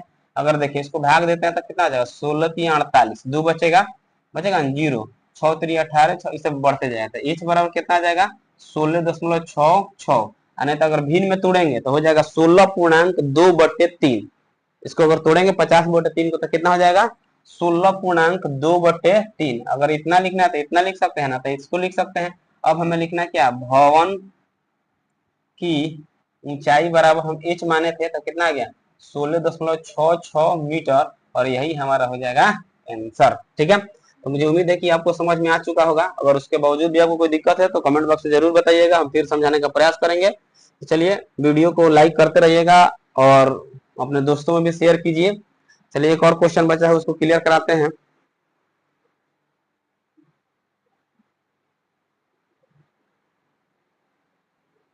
तो चलिए देखिए आज के वीडियो का 5वां प्रश्न। ये जो 5वां प्रश्न है वो बहुत ही जबरदस्त और तगड़ा प्रश्न है, ठीक है। तो चलिए जो प्रश्न है वो किससे लिया गया है, तो उस जो प्रश्न सांख्यिकी का प्रश्न है, ठीक है। यानी कि 5 नंबर का क्वेश्चन ये भी है आपका, देख सकते हैं आप, आपके स्क्रीन पर क्वेश्चन आ चुका है। कारण निम्नलिखित बंटन का बहुलक ज्ञात करें। बहुलक ज्ञात करना है, आप समझ सकते हैं, माध्य माध्यक बहुलक तीनों में से एक क्वेश्चन 5 नंबर का आता ही आता है ना। तो चलिए फिर बहुलक आया है, ठीक है। तो देखते हैं, दिया है वर्ग अंतराल, ठीक। इसके बाद दिया है बारंबारता। तो वर्ग अंतराल में क्या दिया है, 80 से 85, 85 से 90, 5 5 बढ़ रहा है, बढ़ा रहे हैं। 90 से 95, 95 से 100, 100 से 105, 105 से 110, 110 से 115, ठीक है। इतना ही शायद दिया है, 115 तक है। अब आइए इसका बारंबारता देख लेते हैं। इसका 33, 27, 85, 155, 110, 45 और 15, ठीक है। ये इसका बारंबारता हो गया। हमें बहुलक ज्ञात करना है। तो सबसे पहले आइए हम थोड़ा सा बहुलक ज्ञात करने से पहले हमको एक और चीज ज्ञात करना पड़ता है, बहुलक वर्ग ज्ञात करना पड़ता है। तो बहुलक वर्ग क्या होता है, तो बहुलक वर्ग का मतलब होता है सर्वाधिक बारंबारता वाला वर्ग। तो पहले उसको लिखेंगे, बहुलक वर्ग बराबर क्या होता है, सर्वाधिक बारंबारता वाला वर्ग, ठीक है।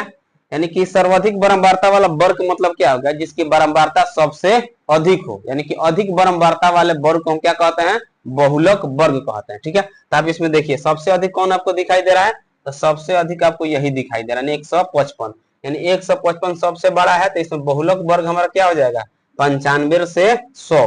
तो लिखेंगे क्या, 95 से 100, और ये हमारा हो गया बहुलक वर्ग, ठीक है। ध्यान में रखना है, बहुलक वर्ग अगर याद नहीं होगा तो क्वेश्चन नहीं बनेगा। तो बहुलक वर्ग क्या होता है, सर्वाधिक बारंबारता वाला वर्ग, यानी कि जिसकी बारंबारता सबसे अधिक होता है उसी को हम बहुलक वर्ग बोलते हैं, ठीक है। अब चलिए इसमें हमको चाहिए क्या क्या, ये देखिए। तो आइए फॉर्मूला पहले हमको दिखाते हैं। तो बहुलक बराबर फॉर्मूला क्या होता है, देख लीजिए, L plus F0 minus F-1 बटा 2F0 minus F-1 minus F1 into में आई। ये हमारा होता है बहुलक का फॉर्मूला, ध्यान में रखिएगा, ठीक है। अगर फॉर्मूला याद ना हो तो क्वेश्चन टॉस से मस नहीं होगा, ये बात दिमाग में बैठा लीजिएगा कि फॉर्मूला एकदम कन्फर्म होना चाहिए। अगर गलती हो गया तो समझिए आंसर भी गलत ही आएगा, इसलिए फॉर्मूला आपको याद करना पड़ेगा। अब देखिए, तो इसमें हमको निकालना क्या क्या है, एल निकालना है, ठीक है, आई निकालना है ना, और क्या निकालना है, F0 निकालना है, F-1 निकालना है, और F का मान, F1 का मान निकालना है, यही ना निकालना है। तो ये पांचों हमें चाहिए। तो किसको क्या बोलते हैं, सबसे पहले ये हम जानते हैं। तो एल जो है, एल का मतलब होता है बहुलक वर्ग जो है ना, यानी उसकी निम्न सीमा। निम्न सीमा मतलब कौन सी, कम, सबसे कम। तो 95 और 100 में सबसे कम कौन है, 95 है ना। तो इसका एल का मान कितना हो गया, 95। ध्यान समझिए, बहुलक वर्ग एल का मतलब क्या होगा, बहुलक वर्ग की निम्न सीमा। तो बहुलक वर्ग की निम्न सीमा कितना है, 95 है, ठीक है। आई का मतलब हो गया इन दोनों के बीच के अंतर, यानी कि यहाँ पर दोनों के बीच के अंतर कितना का है, तो 5 का अंतर है। यानी कि आई का मान कितना हो गया हमारा, 5 हो गया, ठीक है, कोई दिक्कत नहीं है। आइए F0 का मतलब क्या होता है, बहुलक वर्ग, ये हो गया बहुलक वर्ग। तो बहुलक वर्ग की बारंबारता, F0 का मतलब क्या होता है, बहुलक वर्ग की बारंबारता, याद रखना है। F0 मतलब बहुलक वर्ग की बारंबारता, ये याद नहीं होगा तो क्वेश्चन नहीं बनेगा। तो F0 का मतलब हो गया बहुलक वर्ग की बारंबारता। तो देख लीजिए बहुलक वर्ग की बारंबारता कितना है, 155, सॉरी 100 क्या है, 55 है, तो 155 यहाँ तक, ठीक है। एफ माइनस वन देखो पहले, ठीक है, तो इसके पहले वाला वर्ग की बारंबारता। एफ माइनस वन का मतलब क्या होता है कि बहुलक वर्ग से ठीक पहले वाली वर्ग की बारंबारता। तो बहुलक वर्ग ये है, इसके ठीक पहले वाले वर्ग ये है, इसकी बारंबारता कितना है 85। ये हमारा हो जाएगा कितना 85, ठीक है। अब F1 के मतलब इसके बाद तो बहुलक वर्ग के ठीक बाद वाला वर्ग की बारंबारता, बहुलक वर्ग के ठीक बाद वाला वर्ग की बारंबारता को हम क्या कहते हैं, एफ कहते हैं। इसका वैल्यू दिया 110, ठीक है। अब देखिए सब हमको मिल चुका है, यानी कि एल मिल गया, आई मिल गया, F0 और F-1 और F1 सब मिला। अब इसमें रखिए, आराम से आंसर निकालिए, 5 नंबर लेके घरे जाइए, ठीक है। आइए एल का वैल्यू देखिए कितना दिख रहा है आपको 95, यहाँ पे 95 रख देते हैं, प्लस क्या है F0, तो F0 का मान कितना है 155 है, रखेंगे 155 माइनस F-1 का वैल्यू दिख रहा है 85, तो F-1 का वैल्यू कितना रखेंगे 85, बट्टा है तो बट्टा, 2 है तो 2, F0 का मान 155, माइनस है तो माइनस, F-1 का मान कितना है 85, ठीक है, माइनस F1, यहाँ पे F1 छूटा है, ठीक है, माइनस क्या होता है F1, F1 का मान कितना दिया 110, यहाँ पे रखेंगे 110 इंटू आई, आई का वैल्यू आप देख सकते हैं कितना है, यहाँ पे 5 दिख रहा है ना, तो यहाँ पे रख देंगे 5, ठीक है, एकदम कोई दिक्कत नहीं है। एल का मान रख दिए, F0 का मान रख दिया गया, F-1 का मान रख दिया गया, फिर 2F0 है, फिर माइनस F-1 है, और फिर माइनस क्या है F1 है, और आई का वैल्यू तो आपको मालूम है यहाँ पे कितना है 5 है, रख दिया। अब इसको सॉल्व कर लिया जाए तो हो जाए कितना 95, ठीक। अब यहाँ से इसको घटा लेते हैं तो हो जाए कितना, 5 में से 5 गया 0, 15 में से 8 गया 7, कितना बचेगा 70, ठीक। अब इसको इधर ला लेते हैं, ठीक ना, अब प्लस है तो प्लस, इसको देखिए 55 में 2 से गुणा, 155 में 2 से गुणा करेंगे तो कितना 5 दूनी के 10, 15 दूनी 30 है 31, 310, माइनस है, दोनों माइनस में है ना ये वाला, इसको एक में जोड़ लीजिए तो कितना हो गया 5, 8 है 1, 9 1, कितना हो गया 195, यहाँ तक तो ठीक है। अब इसको सॉल्व करते हैं घटा उठा के, यहाँ हो जाए कितना 95 प्लस इसको रखे 70 गुने 5, अब बट्टा में इसको घटा लेते हैं, तो जब घटाएंगे तो कितना बचेगा 115 है, बचेगा ना, 10 में से 5 गया 5, यहाँ पर देखिए कितना हो गया 11 में से 9 गया, सॉरी इसको दिया, हाँ 10 में से 5 गया 5, 10 में से 9 गया 1 और 3 में से, ठीक है आएगा। अब इससे इसको भाग दे दिया जाए तो कितना आ जाए 5 दूनी के 10 और 3 पचे 15, ठीक है, कितना आ गया 23।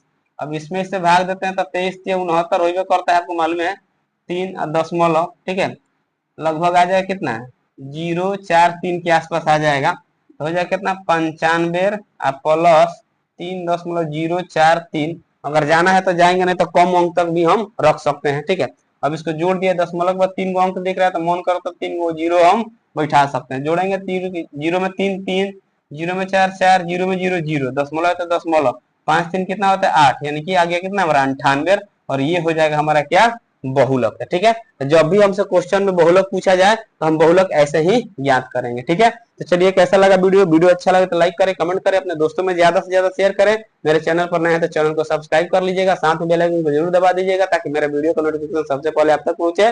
प्रश्न आपके स्क्रीन पर आ चुका है, ये जो प्रश्न है ये 2019 में पूछा हुआ प्रश्न है, ठीक है। आप इस क्वेश्चन पर विशेष ध्यान दीजिएगा। ये क्वेश्चन है, कह रहा है कि निम्नलिखित बंटन का बहुलक ज्ञात करें, यानी कि बहुलक ज्ञात करना है, ठीक है। तो चलिए सबसे पहले यहाँ पर आपको क्वेश्चन दिखाई दे रहा है, तो इसको ध्यान दीजिएगा। दिया है वर्ग अंतराल, वर्ग अंतराल दिया है 0 से 10, 10 से 20, 20 से 30, 30 से 40, 40 से 50, ये वर्ग अंतराल दिया हुआ है। और इसका बारंबारता दिया 8, 12, 6, 15, 7, ये इसका बारंबारता है, ठीक है। तो बहुलक हमें ज्ञात करना है, तो सबसे पहले हमको क्या चाहिए, बहुलक वर्ग की जरूरत पड़ती है, ठीक है। तो चलिए सबसे पहले हम बहुलक वर्ग निकालेंगे, ठीक है। तो लिखेंगे क्या, बहुलक वर्ग, बहुलक वर्ग बराबर क्या होता है, सर्वाधिक बारंबारता वाला वर्ग, ठीक है। ये हमारा होता है बहुलक वर्ग बराबर, ये आपको ध्यान में रखना होगा, ठीक है। बहुलक वर्ग किसे कहते हैं, तो जिसकी बारंबारता सबसे अधिक होगी वही क्या कहलाता है, बहुलक वर्ग कहलाता है, ठीक है। तो इसमें देखिए सबसे अधिक बारंबारता खोजिए कहाँ पे है, यानी कि 15 सबसे अधिक आपको दिखाई दे रहा है, तो बहुलक वर्ग आपका क्या हो जाएगा 30 से 40, ठीक है। अब बहुलक बराबर फॉर्मूला आपको पता ही होगा, नहीं पता तब जानिए, यहाँ पे इसके पिछले वीडियो में हम लोग इस तरह का क्वेश्चन सॉल्व किए थे। बहुलक बराबर क्या होता है, L plus F0 minus F minus one, अब बट्टा में हो जाएगा 2f0 minus F minus one minus f1, ठीक है, आई इंटू में आई। ये होता है हमारा बहुलक का फॉर्मूला। तो इस फॉर्मूला को आप लोग ध्यान में रखिएगा। अब हमें क्या क्या निकालना है ये सब देखना पड़ेगा। एल चाहिए, f0 चाहिए, f माइनस वन चाहिए, f1 चाहिए और आई चाहिए, ठीक है। अगर इतना चीज हमको मिल जाता है तो आसानी से हम बहुलक ज्ञात कर सकते हैं, ठीक है। तो चलिए शुरू करते हैं। यहाँ पे क्या हो जाएगा, एल निकालना पड़ेगा, f0 निकालना पड़ेगा, ठीक है, सॉरी आई कर देते हैं यहाँ पर, आई निकालना पड़ेगा। अब यहाँ पर रखते हैं f0 और f माइनस वन और इसको कहते हैं क्या, f1। इतना चीज हमको पहले निकाल लेना है, ठीक है। तो ये एल किसको कहते हैं, तो जो बहुलक वर्ग होता है उसके निम्न सीमा को हम एल कहते हैं। किसको कहते हैं, जो बहुलक वर्ग है उसके निम्न सीमा। निम्न सीमा मतलब क्या होता है, कम। इसमें दोनों में कौन कम है, 30 है, तो ये हो जाएगा क्या, बहुलक वर्ग, यानी कि एल का मान हम इसमें से निकाल लेंगे 30, ठीक है। अब आइए आई का मतलब क्या होता है, दोनों के बीच के अंतर। तो दोनों के बीच में कितना का अंतर दिखाई दे रहा है, 30 और 40 के बीच में अंतर है 10 का। तो यहाँ पर आई का वैल्यू कितना हो गया, 10, एकदम ध्यान से, ठीक है। दोनों के बीच में जो अंतर होगा उसको आई कह देंगे। अब आइए f0, f0 का मतलब होता है क्या, f0 का मतलब होता है बहुलक वर्ग की बारंबारता। जो बहुलक वर्ग हमारा रहेगा उसके बारंबारता को हम क्या कहते हैं, f0 कहते हैं। तो यानी देख लीजिए कितना है, 15 है। f माइनस वन, तो इसके ठीक पहले वाले वर्ग की बारंबारता, देखिए इसके पहले क्या दिख रहा है, 6 दिखाई दे रहा है ना, एकदम ध्यान से। f माइनस वन, तो माइनस कर लेना है, तो माइनस कितना हो जाएगा 6, ठीक है। f1 एगो बढ़ा देना है, कहाँ बढ़ेंगे इधर, तो इसका कितना हो जाएगा 7, ठीक है, ध्यान से। फिर एक बार समझ आते हैं। f0 का मतलब होता है बहुलक वर्ग की बारंबारता, f माइनस वन का मतलब होता है बहुलक वर्ग के ठीक पहले वाली वर्ग की बारंबारता, f1 का मतलब होता है बहुलक वर्ग के ठीक बाद वाली वर्ग की बारंबारता, ठीक है। यानी कि सब यहाँ पर निकल चुका है। अब इस पे रखना है, हल कर लेना है, आंसर आ जाएगा, ठीक है। लिखेंगे बराबर, एल का मान कितना दिया है, 30 दिया है, तो यहाँ पर हम 30 रख लेंगे, प्लस है तो प्लस, ठीक है। अब आगे बढ़िए, f0 का मतलब कितना हो जाएगा, f0 का मतलब हो जाता है हमारा कितना, यहाँ पर देखिए 15 है तो 15 रख लेना है, माइनस f माइनस वन का मतलब कितना है 6, तो 6 हो जाएगा। और उसके बाद से रखना है कितना, 2 है तो 2, f0 का मतलब कितना हो गया 15 है, यहाँ 15 रख लेंगे, माइनस f माइनस वन कितना है 6 है, तो 6 रख लेंगे, ठीक ना। फिर माइनस है f1, तो f1 का वैल्यू कितना दिया है 7, तो यहाँ पे 7 रख लीजिए, ठीक है। और आई का वैल्यू कितना है 10, एकदम जो दिया है उसको क्या करना है यहाँ पे रख देना है, कुछ नहीं करना है, सिर्फ खाली हमको चुन लेना है कि कौन क्या है, और उसके बाद इस पर रख के सजा देना है, आंसर हमारा आ जाएगा, ठीक है। देखिए ये हो जाएगा कितना 30, यहाँ से 15 में से 6 अगर घटा देते हैं तो कितना बचेगा 9 बचेगा, इसको इधर ला दीजिए, गुणा में 10 बट्टा, देखिए 15 दूनी कितना होता है 30, ये दोनों माइनस में दिख रहा है तो इसको दोनों को जोड़ लीजिए, 7 6 कितना हो गया 13, ठीक है। अब आगे देखिए, यहाँ हो जाएगा 30 और ये कितना हो जाएगा, देखा जाए तो 90 हो सकता है ना, गुणा करेंगे तो यहाँ से घटा लीजिए, तो 30 में से 13 घटेगा तो कितना बचेगा 17 बचेगा। अब 90 में क्या करना है 17 से भाग दे देना है, तो भाग दे दिया जाए, हो जाएगा कितना 17 पचे 85 दशमलव कितना बचेगा 5 जीरो 50 हो गया, और 17 दूनी के 34 कितना बचेगा 16 दशमलव देंगे जीरो 160, तो 17 17 17 नामा 153 कितना बचेगा 7, यानी कि बार बार ये बढ़ते जाएगा 70 आएगा, फिर 17 चौक 68 करेंगे, ठीक है। रहने दे रहा है, तो जाएगा 30 प्लस 5.294, यानी कि इतना भाग देने पर आ जाएगा, लगभग मान के चले, ठीक है। अब जोड़ दीजिए, दशमलव के बाद 3 गो अंक दे रहा है तो मन करो तो 3 गो जीरो बैठा लेंगे, 4 में जीरो जोड़ेंगे तो 4 से, 9 में जीरो जोड़ेंगे तो 9, 2 में जीरो जोड़ेंगे तो 2, दशमलव तो दशमलव, 30 सा 5 कितना हो गया 35, तो आंसर हमारा हो जाएगा कितना 35.294, और यही हमारा हो जाएगा बहुलक। समझिए, इतना बनाइए 5 नंबर पाइए, ठीक है। ये बहुत इंपॉर्टेंट क्वेश्चन है, आप इसको ध्यान से समझिएगा और इसको एक बार बनाने का प्रैक्टिस जरूर कीजिएगा, नोट कीजिए।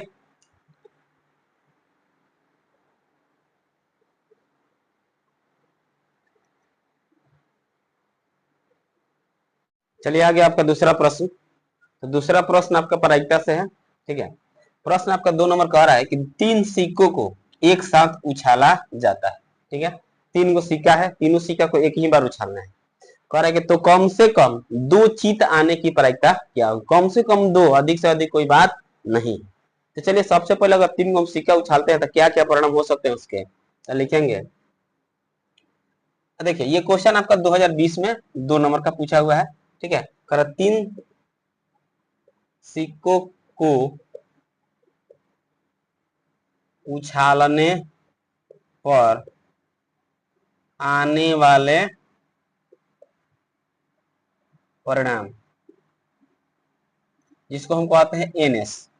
ठीक है, तीन वो सिक्का है, जब उछालेंगे तो क्या क्या आ सकता है इसको समझिए कि तो हेड हेड हेड, यानी कि तीनों पर क्या आ सकता है, हेड आ सकता है, कोई दिक्कत नहीं ना। अन्यथा हेड हेड टेल आ सकता है, यानी कि दो गो पर हेड हेड हो जाएगा, एक गो पर टेल आ सकता है। तीसरा देखिए हेड टेल हेड आ सकता है, ठीक है, कोई दिक्कत नहीं ना। और नहीं तो क्या हो सकता है, टेल टेल और ये टेल आ सकता है। तीन हुआ, चार हुआ। फिर आगे देखें क्या आएगा, इधर टेल टेल क्या आ जाएगा, हेड आ जाएगा। ठीक, और नहीं तो टेल हेड टेल आ सकता है। ध्यान से समझना है, मान लीजिए तीन गो सिक्का है, जब उछालेंगे तो क्या तीनों पर हेड आएगा, ना तो दो गो पर हेड आएगा, दो पर टेल आएगा, दो गो पहले का पर हेड आएगा, दूसरा का पर टेल आएगा, फिर तीसरा का पर हेड आ सकता है। फिर यहाँ पर क्या कह रहा है कि तीनों पर टेल आ सकता है, नहीं तो दो गो पर टेल आएगा, ऊपर हेड आएगा, फिर दो गो एगो पर टेल हेड फिर टेल। ठीक है, और देखिए और क्या आ सकता है, अब हो सकता है हेड टेल और ये टेल आ सकता है। ठीक है, और नहीं तो टेल हेड हेड आ सकता है। ठीक है, इसके अलावा और कुछ आ सकता है क्या, तो इसके अलावा और कुछ नहीं आ सकता। ठीक है, तो ये टोटल कितना हो जाएगा, 1 2 3 4 5 6 7 8, यानी एनएस का वैल्यू किसके बराबर आ गया, 8 के बराबर आ गया। ठीक है, ये सजाना बहुत इंपॉर्टेंट है, अगर नहीं सजाना है तो दिक्कत हो सकता है, तो ध्यान से समझिएगा। मतलब इस जो हेड टेल है, मतलब इसका कॉम्बिनेशन इतना नहीं हो सकता, इससे ज्यादा इसके अतिरिक्त और कुछ हो सकता है, नहीं हो सकता है ना। तो चलिए ठीक है, अब हमको पूछा गया क्वेश्चन में कम से कम दो चित, यानी कि दो हेड हमें चाहिए, कम से कम, अधिक से अधिक तो कोई बात है नहीं। ठीक है, कम से कम की बात हुआ तो लिखेंगे कम से कम दो चित आने की घटना, पहले घटना देखते हैं कितना बार है, जिसको हम कहते हैं एन ई कहा जाता है ना। तो देखिए दो कहां पर है, इस पर भी दो है, इस पर भी दो है। ठीक है, आगे बढ़े, इस पर भी दो है ना। आगे चलते हैं, यहाँ पर एक भी नहीं है, यहाँ पर एक है, यहाँ पर एक है, यहाँ पर एक है, और यहाँ पर क्या है, दो है। हमें सिर्फ दो वाला ढूंढना है, कम से कम दो हो, एक होगा तो नहीं ढूंढना है, एक दो से अधिक हो सकता है, कोई दिक्कत नहीं। तो मिल चुका है, एक दो तीन चार, एनी का मान कितना निकल के आ गया, चार निकल गया।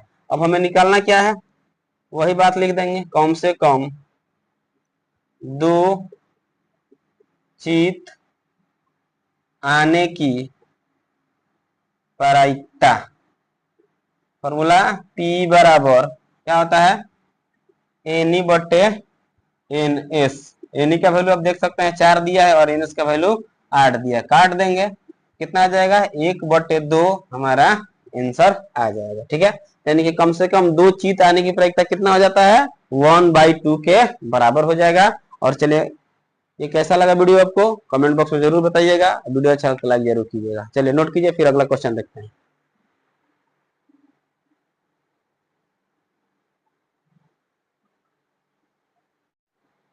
चलिए देखते हैं क्वेश्चन नंबर 3। तो 3 नंबर क्वेश्चन क्या कह रहा है, ये क्षेत्रमिति से लिया हुआ क्वेश्चन है।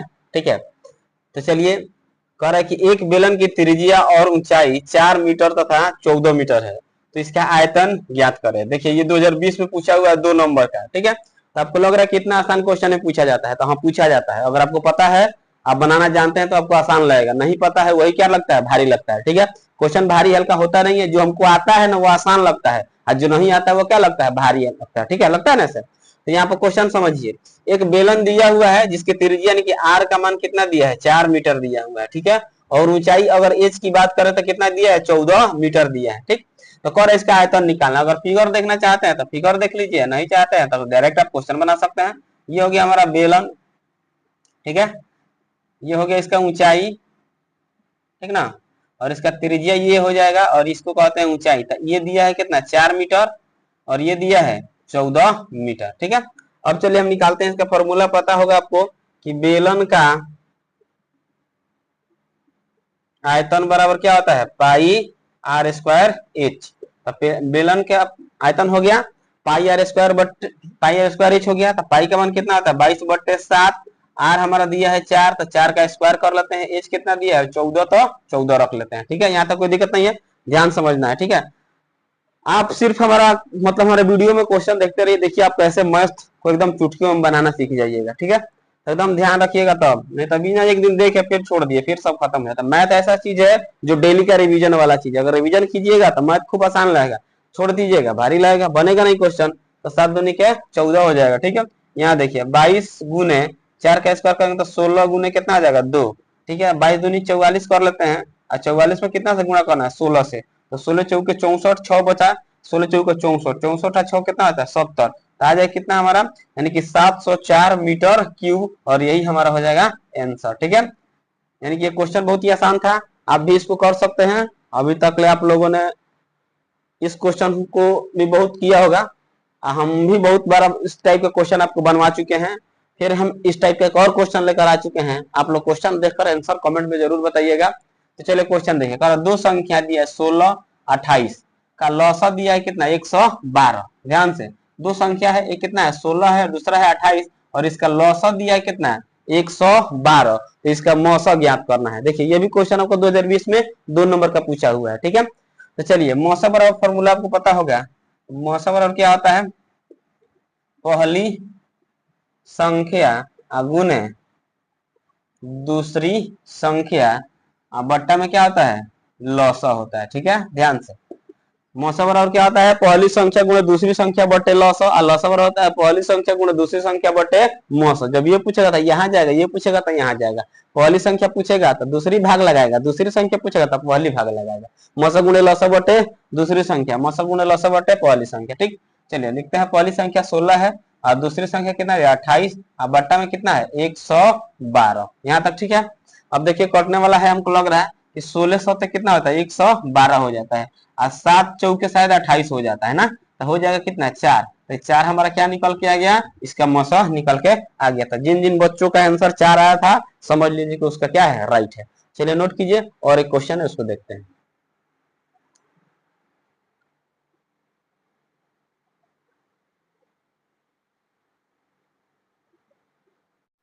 चलिए आज का 5वां क्वेश्चन, यानी कि इस वीडियो का लास्ट क्वेश्चन। ये क्वेश्चन बहुत ही जबरदस्त और बहुत ही बेहतरीन क्वेश्चन है, ये आपके एग्जाम में मतलब हमेशा पूछे जाने वाला प्रश्न है, ठीक है। तो चलिए क्या कहता है ये प्रश्न, आपका जो है ना 2020 में 2 नंबर का पूछा गया था, ठीक है। ये बहुत ही मतलब पूछे जाने वाले श्रेणियों में क्वेश्चन है, बहुत इंपॉर्टेंट, बहुत ही शानदार क्वेश्चन है, बहुत ही आसान भी है, ठीक है। तो आप लोग थोड़ा सा ध्यान दीजिए, आसानी से इसको समझ लीजिएगा। क्या कह रहे हो देखिए, यदि कोसेक 4 थीटा बराबर दिया है सेक थीटा माइनस 20 डिग्री, जहां 4 थीटा क्या है एक न्यून कोण है, तो कह रहा है थीटा का मान ज्ञात कीजिए, ठीक है। दिया है कितना कोसेक 4 थीटा बराबर सेक थीटा माइनस 20 डिग्री, लिखिए कोसेक 4 थीटा बराबर सेक थीटा माइनस 20 डिग्री दिया हुआ है, हमें थीटा का मान ज्ञात करना है, जहां पर जो 4 थीटा वो क्या है न्यून कोण के बराबर। न्यून कोण का मतलब समझ में आता है ना, जो 90 डिग्री से क्या हो कम हो। चलिए देखते हैं, इसको हम ऐसे भी तो लिख सकते हैं ना कि सेक 90 माइनस 4 थीटा बराबर सेक थीटा माइनस 20 डिग्री, ऐसे लिख सकते हैं क्या, है नहीं समझ में आ रहा है ना, बताते हैं कैसे लिखेंगे। चलिए फॉर्मूला आपको मालूम होगा कि सेक 90 माइनस थीटा क्या होता है कोसेक थीटा होता है ना। अब इसी बतिया को हम ऐसे लिखे हैं सेक 90 माइनस 4 थीटा क्या हो जाएगा कोसेक 4 थीटा होगा कि नहीं होगा, दोनों सेम दिख रहा है आपको, ऐसे लिख सकते हैं ना इस बात को, यानी कि जो कोसेक 4 थीटा है कोसेक 4 थीटा को तो ऐसे भी लिख सकते हैं ना, लिख सकते हैं ना, अब तो कोई दिक्कत नहीं होगा, ठीक है। चलिए आगे बढ़ते हैं। तो यहाँ देखिए सेक से सेक कहेगा हम जा रहे हैं bye, good bye, cut cut गया, बचा कितना यहाँ पे 90 माइनस 4 थीटा, यहाँ पर कितना बचेगा थीटा माइनस 20 डिग्री, तो माइनस हो जाएगा 4 थीटा, ये प्लस में इधर लेंगे तो माइनस में, इधर माइनस में आपका 20 दिख रहा है, प्लस में इधर आएगा तो क्या हो जाएगा माइनस में, कोई दिक्कत नहीं ना है। यानी कि थीटा वाला को एक तरफ, अंक वाला को एक तरफ कर लिया गया। अब दोनों देखिए माइनस में है तो जुट कर कितना हो गया 5 थीटा हो जाएगा, यहाँ पे दोनों को जोड़ देंगे तो कितना हो जाएगा 9 2 11 110, इससे इसको काट दिया जाए तो थीटा का जो वैल्यू है कितना आ जाएगा 110, जो गुणा में इधर आएगा तो बट्टा में 22, यानी कि थीटा का वैल्यू कितना आ गया 22 डिग्री के बराबर आ गया, और यही हमारा हो जाएगा आंसर, ठीक है। क्या है कर यदि साइन थीटा बराबर 4/5 तो 4 plus 4 sine theta by 1 plus cos theta का मान ज्ञात करना है। ठीक है, ये सारा का सारा क्वेश्चन आपके एग्जाम के पूछा हुआ क्वेश्चन है। और ये जो क्वेश्चन अभी हम लोग करने वाले हैं ये क्वेश्चन आपका 2021 में पूछा हुआ क्वेश्चन है। 2021 में ये क्वेश्चन आपका 2 नंबर का पूछा गया था। तो चलिए आज का पहला क्वेश्चन आपके सामने आ चुका है। क्वेश्चन आप लोग ध्यान से पढ़िए, समझिए। अगर आपको आ जाता है तो बना के कमेंट बॉक्स में जरूर बताइए कि सर क्वेश्चन सॉल्व हो चुका है। ठीक है, चलिए तो दिया है साइन थीटा बराबर 4/5। तो सबसे पहले हम क्या करते हैं, इसका मान निकाल लेते हैं। इसको कहते हैं पी और इसको कहते हैं एच। तो हमें बी निकालना पड़ेगा। तो बी बराबर क्या होता है, root under H square minus P square. ठीक है, ध्यान से समझना है। एच का वैल्यू देख सकते हैं 5 दिया है, 5 के स्क्वायर। पी का वैल्यू कितना है 4, तो 4 के स्क्वायर। तो 25 और 4 चौके 16, घटा देंगे तो कितना बचेगा 9, और 9 का वर्गमूल कितना हो जाता है 3 हो जाता है। ठीक है, यहाँ तक तो कोई दिक्कत नहीं है। अब हमें मान किसका ज्ञात करना है ये देख लीजिए। तो मान हमें ज्ञात करना है कितना, 4 प्लस 4 साइन थीटा बट्टा में दिया है 1 प्लस कोस थीटा का मान ज्ञात करना है। ठीक है, तो चलिए यहाँ पर इसका मान ज्ञात कर दिया जाए। तो चलिए 4 के 4 रखेंगे, प्लस 4 है तो 4 इंटू साइन थीटा का मान आप देख सकते हैं यहाँ पे ऑलरेडी दिया हुआ है। कितना दिया है 4/5। तो यहाँ पर रखेंगे 4/5, बट्टा हो गया 1 है तो 1 प्लस कोस थीटा का मान आप देख सकते हैं नहीं है, इसका मान निकाल लेंगे। चाहे एक बार यहीं पर निकाल लेते हैं। तो कोस थीटा बराबर फॉर्मूला क्या होता है, b/h होता है। तो यहाँ b का मान अभी निकाला गया 3 और h का मान कितना है 5। तो यहाँ पर रखेंगे 5। तो कोस थीटा का मान कितना है 3/5। तो यहाँ पर हम रख लेंगे 3/5, कोई दिक्कत नहीं है। अब इसको सॉल्व किया जाए तो सॉल्व करेंगे तो क्या होगा, यहाँ देखिए 4 के 4 और 4 चौके 16 बट्टे कितना हो गया 5, यानी कि 4 में 4 से गुणा कर देंगे 16/5 हो जाएगा। अब बट्टा में देखिए यहाँ पे कुछ नहीं तो एक रख सकते हैं ना, और इसका एलसीएम निकालेंगे तो कितना आ जाएगा 5। तो 5 कम 5 और प्लस में कितना आ गया 3। ठीक है, यहाँ पे कुछ नहीं तो एक रखेंगे। अब उसका भी एलसीएम निकालना पड़ेगा। ठीक ना, यहाँ देखिए इसका जब एलसीएम निकालेंगे तो कितना आ जाएगा 5 आएगा ना, 1 5 का एलसीएम कितना आएगा 5 आएगा। तो 5, तो यहाँ देखिए 1 5 तो 4 5 20, अब 5 कम 5 तो 16 कम 16। अब बट्टा में देखिए 5 3 कितना होता है 8, यहाँ पर बट्टा में कितना बचा है 5। तो इससे हम चाहे तो इसको काट सकते हैं, कोई दिक्कत नहीं ना है। अब देखिए आगे बढ़ते हैं, दोनों को जोड़ लिया जाता है कितना आ जाएगा 36। अब बट्टा में कितना हो गया 8। तो ये आ गया हमारा 36/8, और ये कटने वाला भी है। तो अगर काटने वाला है तो काट देंगे, कितना से कट जाएगा, ये आपका शायद 4 से कटेगा। तो 4 9 36 और 4 दूनी के 8, अब तो नहीं कटेगा। आंसर आ जाएगा 9/2, और ये हमारा आंसर हो जाएगा। अगर चाहे तो इसको भिन्न में तोड़ना तो भिन्न में तोड़ सकते हैं, कितना हो जाएगा 4 दूनी के 8 1 9, यानी कि 4.1/2 हमारा आंसर हो जाएगा। ये भी हो सकता है, और नहीं तो आप चाहे तो इतना भी छोड़ सकते हैं, आपका दोनों आंसर क्या होगा राइट ही हो जाएगा। ठीक है, तो चलिए ये हमारा फर्स्ट क्वेश्चन कंप्लीट हो गया। आगे बढ़ेंगे इसके बाद से दूसरा क्वेश्चन पे। ठीक है, एकदम ध्यान से समझते रहो। अगर इसमें कोई भी आपको डाउट हो तो कमेंट बॉक्स में जरूर बताइए कि हमको थोड़ा सा यहाँ प्रॉब्लम है, उसको हम क्लियर कराने का प्रयास करेंगे। ठीक है, तो चलिए ये आपको समझ में आ चुका होगा। एक बात और हमको बता दें, वीडियो को लाइक जरूर कर दीजिएगा, ठीक ना, और अपने दोस्तों में ज्यादा से ज्यादा शेयर कीजिए। चलिए उसके बाद आगे बढ़ते हैं दूसरा प्रश्न। तो आपका दूसरा प्रश्न आपके स्क्रीन पे आ चुका होगा। तो दूसरा प्रश्न आपका बहुत ही साधारण, सिंपल और बहुत ही जबरदस्त क्वेश्चन है। ठीक है, ये भी आपके एग्जाम यानी कि 2021 में पूछा हुआ प्रश्न है। सोच रहे होंगे कितना सिंपल भी क्वेश्चन पूछा जाता है। हाँ, जब आप जानेंगे तो सिंपल है, नहीं जानेंगे तो क्या है और सिंपल है। ठीक है, तो चलिए देखते हैं। कह रहा है कि एक समबाहु त्रिभुज की भुजा 12 सेमी है। क्या कह रहा है, एक समबाहु त्रिभुज की भुजा 12 सेमी है, उसका क्षेत्रफल हमें ज्ञात करना है। समबाहु का मतलब आपको मालूम होगा कि समबाहु में क्या होता है, जिसकी सभी भुजाएं आपस में क्या होती है बराबर होती है, यानी कि त्रिभुज की तीनों भुजाएं आपस में क्या होंगी बराबर होंगी, तो उसे समबाहु त्रिभुज कहते हैं। तो समबाहु त्रिभुज की भुजा दिया हुआ है, इसका हमें क्षेत्रफल ज्ञात करना है। तो लिखेंगे क्या, समबाहु त्रिभुज का क्षेत्रफल। तो इसके लिए फॉर्मूला आपको पता होना चाहिए। क्या फॉर्मूला होता है, तो फॉर्मूला होता है √3/4 गुना क्या होता है भुजा स्क्वायर। ये होता है समबाहु त्रिभुज का फॉर्मूला, एकदम ध्यान में रखिएगा इसको। बराबर √3 है तो 3, 4 है तो 4, ठीक है ना। यहाँ देखिए भुजा आपका कितना दिया है 12 दिया है, तो 12 का स्क्वायर कर लिया जाए, कोई दिक्कत नहीं ना है। अब आते हैं √3/4, अब भुजा 12 का स्क्वायर करेंगे तो कितना हो जाए 12 12 144 हो जाता है। ठीक है, यानी कि 12 में 12 से गुणा कर दिए तो 144 हो गया। अब ये कटने वाला इसको काट लीजिए, तो कितना हो जाएगा 4 3 के 12 और 6 चौके 24, तो आगे कितना 36√3, और सेमी में है तो सेमी स्क्वायर आंसर। ठीक है, और यही हमारा हो जाए क्या समबाहु त्रिभुज का क्षेत्रफल। ठीक है, चलिए नोट कीजिए।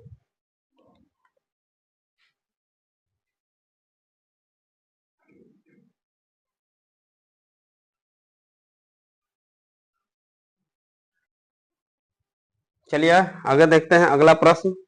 तो अगला प्रश्न आपका कह रहा है कि घनाभ का पार्श्व पृष्ठीय क्षेत्रफल ज्ञात करें जो 6 मीटर लंबा, 4 मीटर चौड़ा और 2 मीटर ऊंचा है। यानी घनाभ है जिसका हम पृष्ठीय क्षेत्रफल ज्ञात करना है।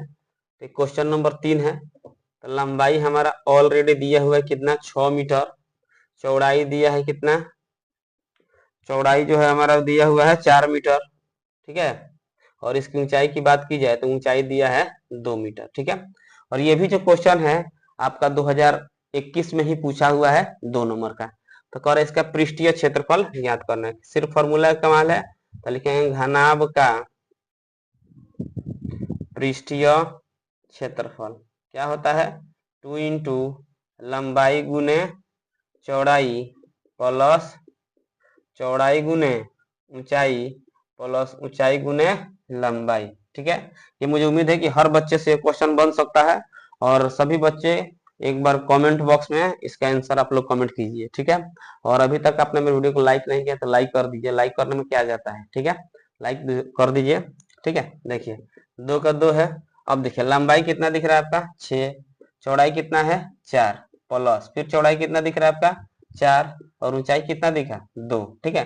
प्लस ऊंचाई फिर कितना है 2 है और लंबाई कितना है 6, ठीक है। तो चलिए देखते हैं 2 6 चौके 24 प्लस 4 दूनी के 8, फिर यहाँ देख लीजिए 6 दूनी के 12, यहाँ तक ठीक है। तो ये हो जाएगा 2, सबको जोड़ देते हैं तो 12 8 20, अब 20 24 कितना होता है, तो 20 24 आपका हो जाएगा 34। कोष्ठ हटाने का मतलब गुणा का साइन, ठीक है। अब इसको गुणा कर लेते हैं, 4 दूनी के 8 और 3 दूनी के 6, कितना आ जाएगा 68 मीटर स्क्वायर आपका आंसर हो जाएगा, ठीक है। तो जिन जिन बच्चों का कमेंट अगर 68 आया है समझ लीजिए कि उसका आंसर राइट है, अन्यथा आप लोग समझ सकते हैं, ठीक है। तो चलिए यहाँ पर गलती करने की कोई संभावना नहीं है। तो चलिए 3 नंबर क्वेश्चन कंप्लीट होता है, नोट कीजिए इसको फटाक से।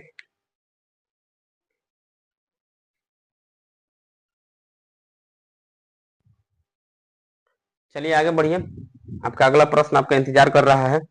तो जो आपका अगला प्रश्न है 4 नंबर, ये भी बहुत अच्छा क्वेश्चन है।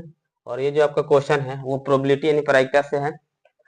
ये भी आपका एग्जाम में पूछा हुआ क्वेश्चन है, 2021 में ही ये क्वेश्चन पूछा गया है। तो चलिए क्वेश्चन देखिए, कर अंग्रेजी वर्णमाला का एक अक्षर या दीर्घ चुना जाता है। दीर्घ मतलब क्या होता है, बिना देखे।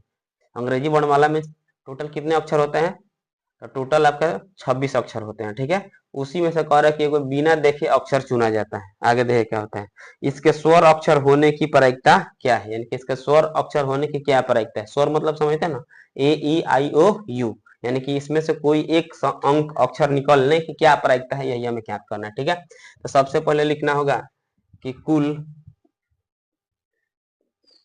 परिणाम कितना है, जिसको एन एस कहते हैं ना, एन एस बराबर अगर लिखना है तो ए से लेके जेड तक लिख सकते हैं, ए बी सी डी लिख के दिखा दें, A B C D E dot dot कहाँ तक, मान के चलिए जेड तक, कितना लिखेंगे, टोटल हमारा कितना हो जाएगा 26, यानी कुल परिमाण हमारा कितना आ गया। तो जो कुल परिमाण है तो वो हमारा आ गया कितना 26। अब इसमें से हमसे पूछा गया स्वर, तो लिखेंगे स्वर होने की घटना, जिसको हम क्या कहते हैं एन ई कहते हैं, ठीक ना। तो स्वर कितना है अब मालूम होगा, वोवेल कॉन्सोनेंट समझते हैं ना, तो वोवेल कहते हैं और कॉन्सोनेंट होता है, ठीक ना। तो चलिए वोवेल में आ जाएगा ए ई आई ओ यू, इसको स्वर या वोवेल कहते हैं। बाकी जो बचेगा उसको कॉन्सोनेंट कहते हैं या व्यंजन कहते हैं, ठीक ना। तो चलिए इसमें हमको स्वर चुनना है, तो स्वर आने की घटना कितना हो सकता है, ए ई आई ओ यू, यही ना होगा। टोटल कितना है 5, तो एनी का मान कितना निकल के आ गया 5 निकल के आ गया, ठीक है। अब हम कहेंगे कि स्वर होने की प्रायिकता, चाहे स्वर निकलने की प्रायिकता, फॉर्मूला क्या होता है, पीई बराबर एनी बटे एन एस, ठीक है। एनी का मान कितना दिख रहा है आपको 5 और एनएस का मान कितना दिख रहा है 26। तो आपका आंसर कितना हो जाएगा 5/26 हो जाएगा। ठीक है, कोई भी क्वेश्चन भारी नहीं है। ठीक है, सिर्फ समझने का प्रयास करना है। अगर क्वेश्चन समझ में आ जाए तो समझिए कि हर क्वेश्चन बना सकते हैं। हड़बड़ी में करते हैं, अगर क्वेश्चन नहीं समझ में आता है तभी जाके दिक्कत होता है। तो इसलिए आप लोग पहले आराम से क्वेश्चन को पढ़िए, ध्यान से समझने का प्रयास कीजिए, उसके बाद क्वेश्चन बनाइए। देखिए आसानी से बन जाता है कि नहीं। ठीक है, चलिए नोट कीजिए।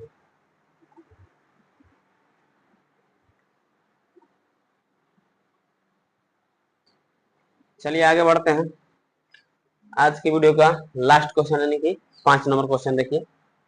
तो 5 नंबर क्वेश्चन क्या है हमारा, यानी कि आज का 5वां क्वेश्चन हमारा कह रहा है, ये भी आपका परीक्षा से ही क्वेश्चन है, ये भी 2021 का ही प्रश्न है। कह रहा है कि 30 बल्बों के समूह में 5 बल्ब खराब है। टोटल बल्ब कितना है 30 है, जिसमें 5 बल्ब क्या है खराब हो चुका है। इस समूह में से एक बल्ब यदृक्ष निकाला जाता है। यदृक्ष मतलब अभी बताए थे, बिना देखे मार डाल के निकाल लो। ठीक है, यदृक्ष निकाला जाता है तो निकाले गए बल्ब के खराब होने की क्या प्रायिकता है, यानी कि जो हम बल्ब निकाले वो खराब होने की प्रायिकता हमें ज्ञात करना है। ठीक है, कोई दिक्कत नहीं है। तो चलिए सबसे पहले लिखेंगे कुल बल्बों की संख्या, जिसको हम क्या कहते हैं एनएस कहते हैं। तो कुल बल्बों की संख्या कितना दिया है 30 दिया है, ध्यान से समझिए।